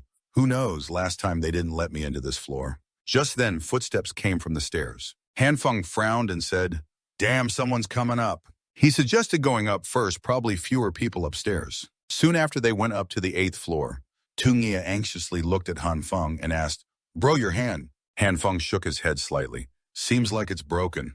But he didn't care much and calmly said, "First we need to find a place to hide." Then suddenly, Tungia pointed behind and shouted, "Bro, behind you." Han Feng suspiciously turned to look back. But before he could react, a hand covered his mouth and he was dragged behind that door. Han Feng was pulled inside and the door immediately shut. He couldn't make a sound outside. Tungia anxiously shouted, "Break down the door, bro. Are you okay?" "I'll come save you soon." In front of Han Feng now stood a man. The man frowned and coldly asked him, "What are you here for?" Han Feng watched him warily and gritted his teeth. "We came to collect supplies." But the man didn't believe him. He kicked Han Feng's hand, causing him to scream in pain. The man sneered coldly, "Do you take me for a toddler? You deliberately avoided the 5th and 6th floors. You must know something about the management, right?" Han Feng frowned and looked at him suspiciously. "Have you been watching us all along?" The disdainful man sneered. "Do you really think there's no AI guarding this place?" Hearing this, Han Feng suddenly realized that in the corner by the wall there was a group of people lying unconscious. Could it be that this group was already killed by that guy? Just then, furious voices rang out from outside. "Grab that guy. Is there anyone else?" "Search all their rooms, then." Han Feng felt panicked inside. Damn, Officer Lai is still outside. But the man in front of him remained extremely calm. He snorted, his expression unreadable. Then he took a step toward the window. Without hesitation, he opened the window. Seeming to anticipate his intention, Han Feng exclaimed in surprise, "This is the 8th floor. What do you want to do?" The man replied casually, "Actually, it's only the 4th floor. The snow has piled up thickly to the 3rd and 4th floors now. Besides, with the snow as a cushion, the height won't be fatal." He raised his eyebrows, looking seriously at Han Feng. "Jump down or get beaten to death, your choice." While Han Feng hesitated, footsteps and the sound of a door breaking grew closer. He glanced toward the window. There was no sign of the man anymore. At that moment, the door was gradually being broken down. Almost simultaneously, Han Feng climbed out the window. Gritting his teeth, he jumped down. As he fell, his arm emitted a purple glow. On this side, the man landed safely on the ground. Hearing the noise, he glanced toward the other side. He saw Han Feng emerging from under the thick snow. From above, the pursuers shouted loudly, "He's still alive. There's another one." While Han Feng was still dazed, unsure what to do, the man's figure suddenly flashed past him. He saw the man aggressively smash through the glass door, shattering it. Seeing this, Han Feng couldn't help but think silently, "Damn, that guy's tough." But he didn't have time to think much. The snow kept falling relentlessly. He quickly followed the man's steps. A while later, the pursuers had also chased down below, but could no longer see Han Feng or the man. Inside the room, the man had lit a fire to warm up. Han Fong sat beside him thinking, this man isn't so bad after all. If it weren't for him just now, I probably would have been discovered. He was very experienced at escaping. Although it went against logic and Han Fong was skeptical, the facts proved his decision was right. While Han Fong was lost in thought, the man suddenly spoke. What's wrong? Scared. It's just a dead man after all. Han Fong was startled on hearing this. If you're looking, he asked, why are you helping me? The man snorted coldly. Helping you, I only regret not killing you outright. Since neither Han Fong nor the other had fallen into that stupid trap on the 7th floor, it showed they had some brains. He wanted Han Fong to tell him everything he knew about the management. He didn't forget to warn, of course, if you don't talk, it's fine too. Then I get another meat shield. Han Fong was displeased. Judging by the people the man had knocked unconscious, it could be inferred that this guy came here to steal supplies or had a grudge against the management. Their plan was disrupted by the appearance of the two. Thinking that he looked at the man and asked, do you have a grudge against them? The man smirked, if you say yes, then it's yes. If it weren't for the secret on that Tuong Hak guy's body. Before he finished, Han Fong immediately shouted, what secret? The man sneered. Standing in front of him, he said coldly, you do know Tuong Hoku, and you have some kind of relationship. He warned him, either you spill the info about the management, or you'll become the second corpse here. Your choice. In an instant, Han Fong's expression darkened. By the flickering fire inside the room, a story was unfolding. Han Fong looked sincerely at the man and said, then that Tuong Hoku guy brought explosives to my house and kidnapped my woman and supplies. Speaking of this, he placed his gun on the table, took a deep breath, and continued, to get revenge. We took this bottom-of-the-box item out, but relying on just a basic gun isn't enough to deal with them. So in the end, we had to use it to find a way to survive. The reality is mixed with truth and lies, but with this six-shooter, how much trust can we really place in it? He silently waited for the man's reaction. After a moment, the man finally spoke. A torn-up six-shooter is basically nothing the management needs to worry about. He didn't confiscate the gun and let him go, and that was the best proof. Han Fong silently breathed a sigh of relief. It seemed like the man believed what he said. Thinking of this, he continued. But why didn't he take it away then? I think there are two possibilities. The man replied calmly, first, it might just be a show to maintain his leadership position, or he has a more powerful weapon. He asked him, this time you brought Tu Nghia here to deal with the Tuong family. Han Fong nodded slowly and answered, without him, the management will have fewer troubles. In fact, the management's original intention was good.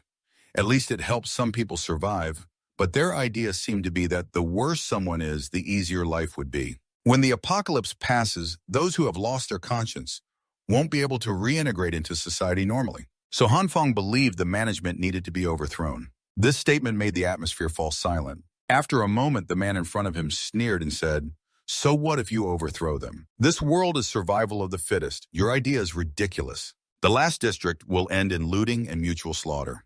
Han Fong frowned and asked him, can you imagine what the district will turn into? Would you like to ask a third party's opinion? The man suddenly asked a strange question. Then he pushed the door and stepped outside. Sure enough, someone was there. The other person threw something at him, but he was able to dodge it. Then he threw a punch at the other person, but his punch was blocked. He frowned in surprise, but quickly regained his composure and prepared to attack again. His other hand was ready to strike the other person's head. At that moment, Han Fong suddenly came out, looked at the other person and asked, are you Nurse Kim? The person was none other than Xing Yin. She frowned at him. Mr. Han, then she also entered, bandaging his hand. She apologized. I came to collect supplies for Grandpa Lai. When I entered, I found he had already passed away. Then I heard a knock behind me and instinctively hid in the room. Right after she spoke, the man sneered. His death is partly your fault, little nurse. This so-called selfless dedication is just a joke. Xing Yin sighed. He was right to scold me, but I don't regret it. Call it cruel or ruthless, whatever you want to name it, but only by surviving can we save more people. The man fell silent for a moment after hearing this. There are many people like her in the apocalypse. What do you call them, bodhisattvas, who can't even take care of themselves but want to save others? Foolish. At this moment, Han Fong suddenly stirred. Did Tuong Hoku arrange for you to get in here? Xing Yin nodded quietly. He gave me a pass and a lot of supplies, so I couldn't refuse. But in recent days, Haku has kicked out many elderly and sick people, including Grandpa Lai. By the time you knew, it was too late. The man then spoke again. Management will last longer if one less person exists. If it were me, I would do the same. But Han Fong objected, "That's not true. Lai said a new force has appeared in the district. They oppose management. It's likely that Tuong Hok Hu is eager to eliminate that force, so he's removing the weak women and children to leave supplies for the young and strong. Combined with the fact he randomly planted a bomb in front of your house just to take supplies, there's a chance he's trying to provoke that force." These words startled the other two. Han Fong sighed again. "If that's true, I have to find the weapons cache." But the man sneered, "And what if you find it? Just relying on what you found, what?" Then Han Fong stared at the man. "I don't want to be buried with the people in the district. As long as I find the weapons cache, I'll find a way to deal with it." The man looked at him for a long moment, then sneered coldly. "If you want to die, then go ahead. In this apocalyptic world, the management board of Haku is just a small force. There will be many survival battles from now on. In a world where the strong win and the weak lose, the victor is the last one standing." After saying this, he left, leaving the two alone. Han Fong stood there dazed. After a moment, Xing Yan looked toward him and asked, "Can I help you with anything?" Han Fong shook his head softly. "No need, I don't want you dragged into this mess." But Xing Yan was very determined and replied, "Don't say that. If your guess is right, the district is in danger, and I'm also very upset about what's happening to you." Han Fong felt a bit awkward hearing this, but her eyes were full of determination, leaving him unsure what to do. After a moment of thought, he finally spoke. "Thanks. If anything happens, I'll ask for your help." Meanwhile, at the management board's place, the group hunting Han Fong returned to report that someone suspected Han Fong's involvement, but they were firmly certain. Just then, footsteps suddenly came from behind. They startled and turned around only to see Han Fong walking toward them. Then what awaited him was a dark room. Taivo threw him inside and kept scolding, "Thought Mr. Tuong spared you once, yet you still dare to steal supplies." He wanted to cripple Han Fong's other hand to see if he still dared to steal. But before he could do anything, someone from outside came in and stopped him. "Something happened. Mr. Tuong told us to gather upstairs." His hand froze, then he turned and left, leaving Han Fong tied on the floor. Once alone, Han Fong used his blue energy beam to untie himself. He considered that he had successfully infiltrated this place. After his wounds healed, he planned to find the weapons cache. This coup couldn't be delayed any longer. Soon the ropes were removed, his broken bones healed, but the treatment had drained so much energy he nearly fainted. Later, he would have to spend time researching permanent recovery methods. If this kept happening, it would be over for him. Just then, he heard noise from the other side. The door quickly opened. Han Fong hurriedly tied himself up again. People outside quickly entered, threw a tied person inside, then left. Hearing footsteps in the door close, Han Fong opened his eyes. He turned to look at the newly thrown-in person, and after a closer look, he realized it was Tungia. He quickly untied him. After a while, Tungia finally woke up coughing. Twice. "Thanks, little brother. That slap of yours really helped, but next time hit the side that's not swollen. Now the left side of my face has no feeling." Han Fong smiled softly. "All right, so what exactly happened on your side, Tungia?" Recalling earlier events after Han Fong was pulled into that door, Tungia saw the corridor door was about to be broken down, so he had to unlock the power distribution room and hide inside. He thought those people would sooner or later open the power distribution cabinet, so he climbed down along the electrical wires. He expected it would lead to the first basement parking lot, but it actually led to the second basement. Although no AI was there, many boxes were stacked, each tightly sealed. Tungia opened a few and saw they were all full of ham, each as big as his forearm. He was about to take one out to inspect when suddenly there was a noise behind him. When he turned around to react, Han Fong had already awakened him. But in the end, he understood why the management board was so arrogant, because they had all this ham and each piece was very long. Han Fong frowned and asked suspiciously, "Did the packaging say ham sausage?" Tungia shook his head. "No words at all. It just looked exactly like a ham sausage." Han Fong's expression grew serious. "Something's not right," he said. "Could that place be the secret warehouse of Tu Hok Hu?" Tungia immediately startled. "Then tell me, what did you see?" While the two were still doubting outside, suddenly came the strange voice of the AI. "Why is Mr. Tuong suddenly so eager for us to eliminate Li Tungia? Wasn't it always about trying to lure him in before?" The two Han Fong heard this and were startled. "They want to kill and silence us." Immediately, the door was pushed open. But the two who entered from outside saw that the two Han Fong were nowhere to be found. They were a bit suspicious. They clearly had tied the two up here already. While they were still searching, the two Han Fong hid behind the door waiting. Taking advantage of their carelessness, Xingye quickly attacked, and the two tied them up in one spot. Han Fong frowned and said, "He intends to kill someone. We need to see what it is." Xingye asked suspiciously, "How should we handle this?" "There are about 10 boxes," Han Fong said slowly. "Don't worry, I've arranged it. Let's first go meet the little Tabuang girl." Just then the voice of the little Tabuang girl sounded. Han Fong asked suspiciously, "Has the sister who needed picking up already arrived?" "What's going on?" The girl quickly replied from the other side. "Before she came to the house, stole your gun, and even tried to kill you. Is everything all right?" Hearing this, Han Fong immediately startled. "The person who came is that Li Hu Na." He quickly shouted, Don't open the door. That's Li Hu Na, not the sister who needs picking up." However, no one answered, and soon the communication device was disconnected. Han Fong felt the situation was bad and urgently said, "Li Ka, let's first go pick up the little Tabuang girl." With that, the two carefully poked their heads out, but loud noises rang out ahead. Xingye asked suspiciously, "What's going on? Why is it so noisy?" Below the stairs, Taivo was leading a group running hurriedly. Taivo kept giving orders, "No matter what, we have to stop them." Han Fong looked at their actions suspiciously from behind. Could it be Li Chenhao is attacking? Xingye shook his head slightly. "Not sure, but the current situation is in our favor." The two quietly blended into the crowd. Xingye whispered, "Put on masks and try to blend into the crowd." Because the scene was chaotic, they successfully left with them. At that moment, a commotion suddenly erupted ahead. They saw someone being thrown out, and soon a group of people slowly appeared, Li Chenhao's men. Xingye at the back saw this and was shocked, gripping Han Fong's hand tightly without letting go. Elsewhere outside Huna's room, she was lurking. Inside was silent. She guessed Han Fong had really moved here. Just then a voice suddenly cut through her thoughts, and she saw Tring Yan slowly walking over. She asked suspiciously what Tring Yan was doing here.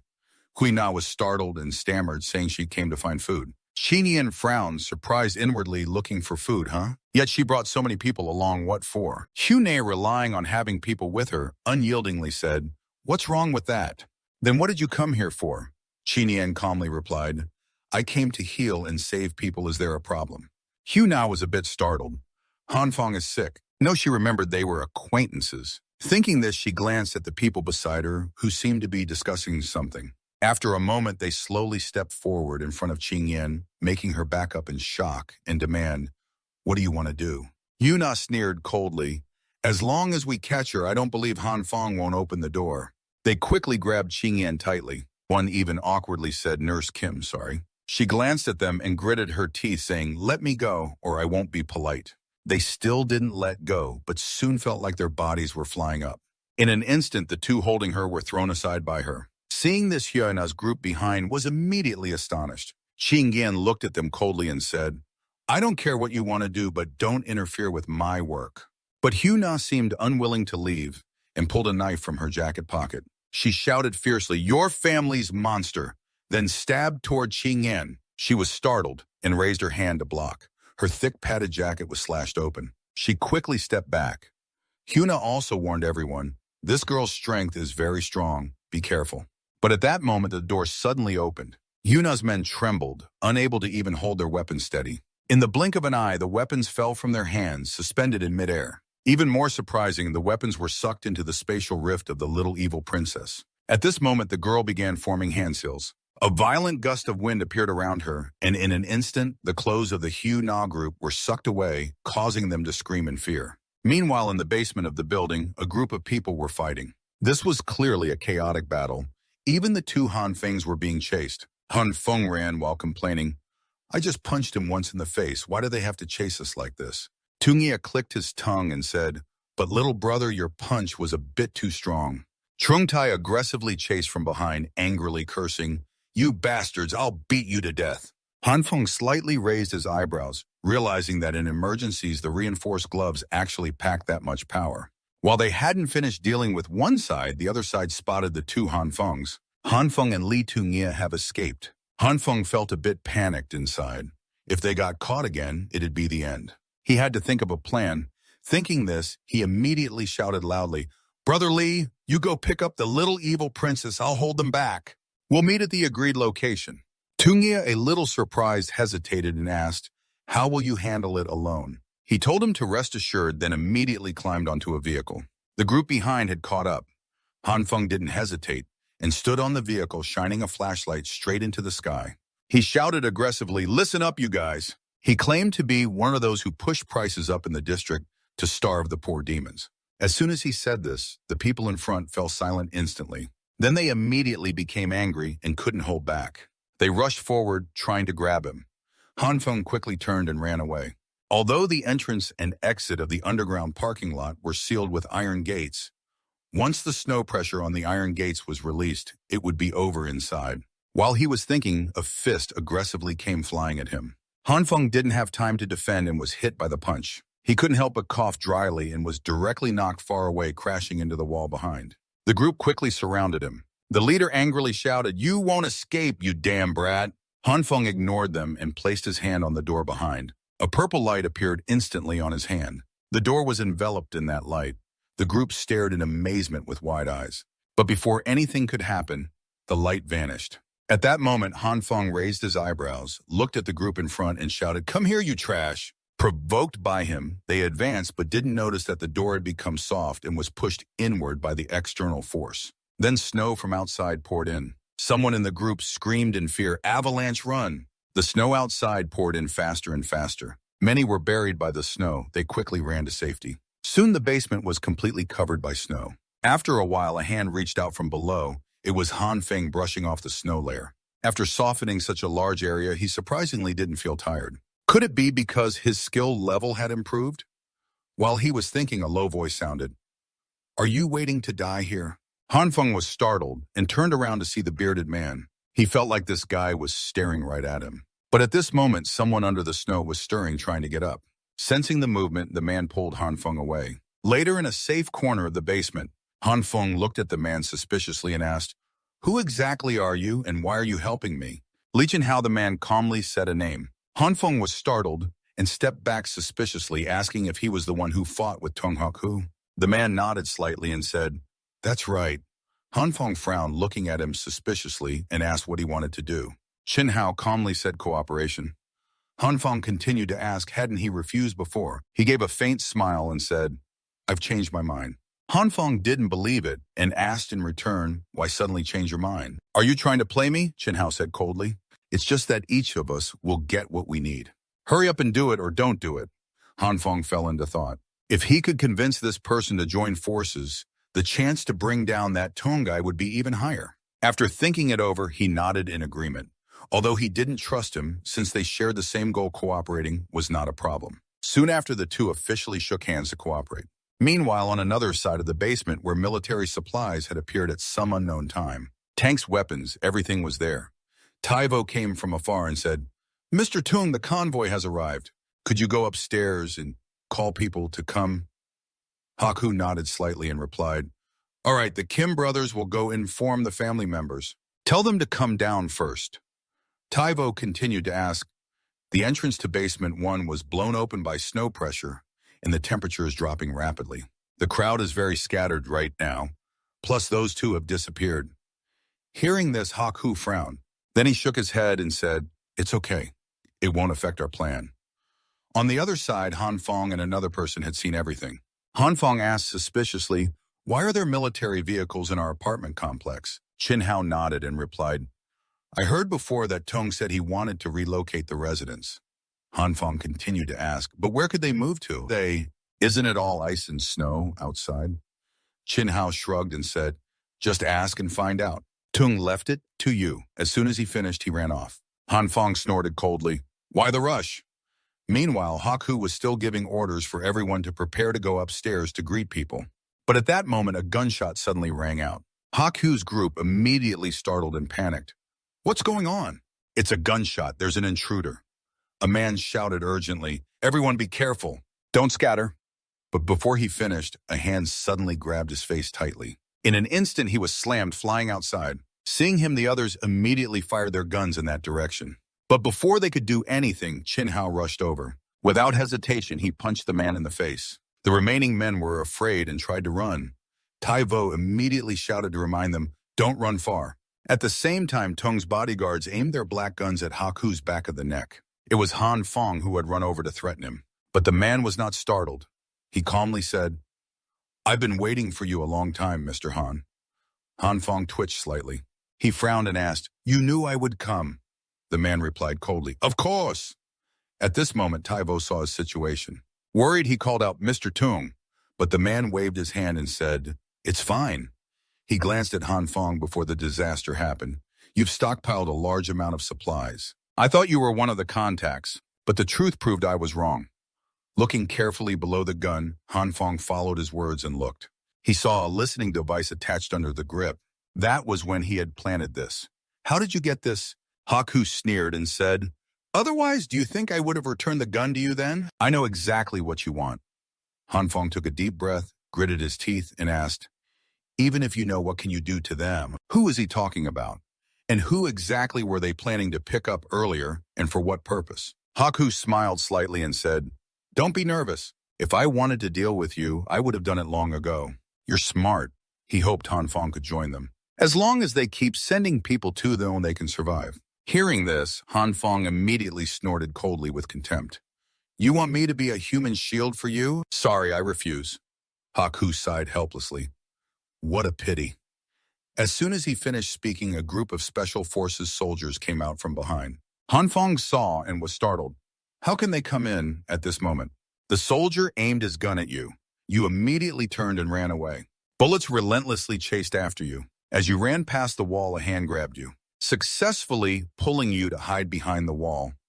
Han Fong looked up at the person who had just arrived. You trembled and said, "What are you doing? Retreat first." Yet Hao calmly replied, "What's there to fear? Aren't they just 3 Special Forces soldiers?" He suggested I distract them. You adapt as needed. Hearing that, Han Fong was horrified. "Don't joke around. They have rifles in their hands." But not paying much attention, he still stepped outside. His figure moved swiftly, dodging the incoming bullets. His speed was extraordinary.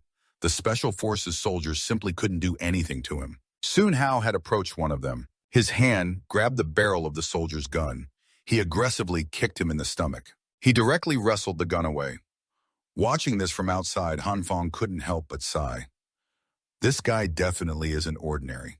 Taking advantage of the chaos, the military vehicle started its engine. Haku immediately ordered, "No time, just drive straight up to pick him up."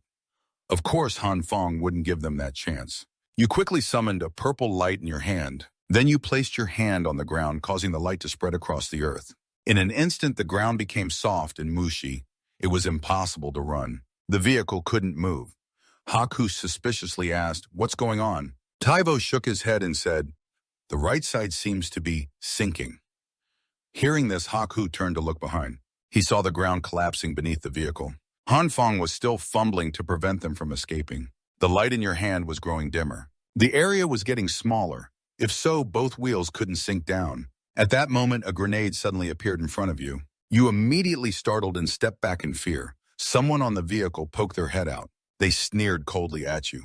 The grenade's pin had been pulled. The fuse had started burning. Boom! A deafening explosion echoed. Han Fong's entire body was blasted outward by the force of the explosion. In your daze, you felt something cool. A herd of goats was licking your body. The cool sensation from their tongues made you feel very comfortable. But you quickly woke up. You saw a goat, large, using its long tongue to touch your body. Not only that, it wrapped around you. In an instant, a blue light enveloped your entire body. In reality, your body was also surrounded by that blue light. The wounds on your body began to heal. That military vehicle, surprisingly, was unaffected by the explosion. Taivo breathed a sigh of relief inside the vehicle and said it was lucky the vehicle had high horsepower. Otherwise, they probably wouldn't have escaped. But at that moment, a red light suddenly appeared on the vehicle's window. A hand reached through the window. In an instant, half of the vehicle was shattered by that red light. Seeing you, Taivo immediately got angry. He pointed his gun at you and cursed, "You damn brat!" Han Fong's eyes also caught sight of the gun barrel, but it seemed unfocused. You reached out and grabbed the barrel. The red light instantly surrounded the gun. Even the clothing on the man's arm was corroded by the light. Seeing the situation worsening, Haku immediately shouted, "Get off the vehicle quickly." But Taivo's clothes had been stripped off. He trembled uncontrollably from the cold. He couldn't hold it and gritted his teeth, screaming, "So cold, help me!" At that moment, he suddenly saw someone. His eyes widened in shock. It was Tai Van. He came over carrying a stick, worriedly calling out to him. He immediately ran toward Han Fong, wanting to attack him. Shouting loudly, "You bastard!" Han Fong glanced at him. In an instant, the stick swung toward him. You raised your hand to block it. The red light began to envelop Tai Van's stick. A fellow student running ahead saw the expression was somewhat serious. He gritted his teeth and said, "Hurry up and call someone down to help Han Fong over here." After dealing with a stick in Tai Van's hand, you slid past him and went to the car in front. The people in the car were shaking with fear. "He's here, quickly ram him to death." But you seemed not to hear what they were saying. You kept moving forward, placing both hands on the car. In the blink of an eye, the car was enveloped in purple light. The car quickly melted, causing the people inside to panic and yell, "The car's melting, get out fast!" But it was too late. They were trapped under the car. Screams filled the air nonstop. At that moment, a bullet suddenly zipped past your face. Fresh blood started to flow, but the blue light quickly healed it. Seeing this, the people on the other side immediately screamed in fear. It didn't hit him. Meanwhile, Han Fong had already run toward them. But after just a few steps, gunfire continued nonstop. Special forces were shooting at you. They wanted to protect that guy named Tuong. Kia Chin Hao noticed the situation and wanted to come to your rescue. But the special forces on this side didn't let him go. They kept attacking him relentlessly. He dodged while thinking about what that bastard Tuong was planning. On Han Fong's side, under the fierce assault of the special forces, you were pushed back. But a purple light appeared in your hand. Without hesitation, you knocked them to the ground. The special forces sensed a change in the ground beneath them. While they were still stunned, Han Fong lunged forward. Grabbing the two black gun barrels, you snapped the guns with your bare hands. Not only that, the broken gun parts in your hands suddenly turned into something soft and vine-like. The two soldiers saw this and couldn't help but tremble with fear. Unfortunately, you didn't care at all and attacked with what you had in your hands. The two soldiers were stunned, watching the scene, and before they could react, their throats were slashed. They died just like that. After taking them down, Han Fong couldn't help but gasp for breath. But he didn't notice that Tai Van was quietly approaching from behind. He attacked you with the iron stick in his hand. You couldn't defend in time and were knocked to the ground, falling into unconsciousness. Tai Van sneered, "You brought this on yourself, die monster." As soon as he finished speaking, he aggressively tried to hit you with a stick. But before he could strike, someone punched him in the face. The one who acted was Chin Hao. He still had a special forces soldier unconscious in his hand. He reached out and pulled Han Fong up, eyes full of doubt. Is he unconscious? He went crazy just now. Could he have lost control? While he was doubting, a noise came from the other side. He hurriedly pulled people away. The fellow students had already chased over. He tearfully looked at everyone and warned, "Be careful. Gather with the 3 soldiers from Kaya first." But soon he saw 2 soldiers lying in pools of blood. They're clearly dead. Then someone asked, "Where's the other soldier?" Another shook his head. "Can't find him." It's probably mostly bad news. Taivo froze to death. Only Tai Van and a few people in the car survived. Someone asked the fellow students what to do next. After thinking a moment, he said, "All the soldiers are dead. We don't even know the location of the headquarters." The plan failed. They had to return empty-handed. Sometime later in a room, a warm fire crackled. Han Fong suddenly woke up from his dream. He shouted, "There's a grenade!" But when he calmed down and looked around, he frowned and muttered, "I'm not dead yet. Where is this place again?" A deep voice sounded, "Are you back to normal yet?" You jerked your head around. You pursed your lips and asked, "Back to normal, what? Aren't we in a basement? How did we end up here? Where are the wounds on my body?" Upon hearing this, Chin Hao coldly said, "You don't even know yourself. How could I know? But regarding that guy named Tong's plan, I have some specific clues." "Then let him tell you," saying that he pointed at the special forces soldier tied to the chair. He raised his eyebrows and ordered that soldier you were assigned by the base to negotiate with Tong Hak-hu. "Negotiate what?" The soldier trembled and replied, "Using weapons and food in exchange for the residents here." Hearing this, Han Fong doubted and asked exchange for what purpose. The soldier continued to answer to help build the base. The more Han Fong listened, the more he frowned. In this situation, instead of reducing the population, they are expanding the workforce. You can't take us for fools and joke around with us. The soldier looked at him fearfully and stammered, "All of this is to rebuild civilization and save humanity. In short, what we're doing isn't bad." But just as he finished speaking, Chin Hao snapped one of his fingers. He sneered coldly. If you don't complete the mission, what then? The soldier broke into cold sweat from the pain gritting his teeth. He said, the base will send more people. Chin Hao leaned close to his ear and coldly asked, will there be superpowered people coming? Immediately, the soldier's face turned panicked. He avoided his gaze, shook his head, and said, superpowered people, I don't understand that. Han Feng frowned thoughtfully. Judging by this soldier's attitude, it's possible the base has superpowered people. But judging by what the base is doing, if there are superpowered people, the chance they're enemies is higher. But this Chin Hao really is ruthless. Without a word, he's already killing. Han Feng frowned and looked at him, asking, isn't it unnecessary to kill him now? He coldly refused to give an opinion, asking if you believe the nonsense about saving people that he said. Who knows what they plan to do now? Either destroy them or leave here to find new shelter. Hearing this, Han Feng nodded. I will go back and discuss with everyone. After leaving Chin Hao's room, Han Feng carefully went to the place he wanted to reach. He walked while thinking that Chin Hao is deep and unpredictable. Who knows what his people will do? If what the Special Forces soldier said is true, going out to find a base might be the safest choice. After a while, he reached the basement. He was trying to find something. He remembered there were several military vehicles and large bulldozers here, but now they were nowhere to be found. While searching, he noticed someone approaching, but when he peeked again, the person was gone. It was a bait. Someone suddenly attacked from behind him. He quickly activated the light energy in his hand. He directly raised his hand to block the incoming attack. He couldn't help but frown, and it didn't hurt at all. Unexpectedly, the blue and purple light appearing together was so effective. While the two struggled, a voice suddenly shouted, stop. We're all family here. Following the shout, flashlight beams shone on the newcomer. It was Tri Nian. Their group gathered together. Han Feng told everyone what happened. That's why I came back here, to find a way to leave the Tungia settlement. Hearing this, they were outraged that Tu Haku is a bastard daring to use residents to trade for supplies. Tri Nian hesitated and said, but if they can move residents to a place where they can survive, it's not a bad thing. Han Feng shook his head and replied, helping build the base is just one side of that soldier's story. If it were truly good, maybe Tung and his gang would have run away long ago to avoid trouble. No need to escort them armed. Moreover, there are many things the base can't explain. In short, their words can't be fully trusted but can't be completely dismissed either. Whether there is a base or not is still unknown. Tungia continued, so what if people really come? Han Feng calmly answered, that's a matter for later. If we can't find transportation, we have no way to get out. Please help everyone. Tungia nodded slightly, all right. Go check if those two cars have any usable tools. Xingyin also went to the back to look. Han Feng searched the cars, but all the keys had been removed. While he was despairing, Tungia's amazed voice rang out, little brother, come here quickly.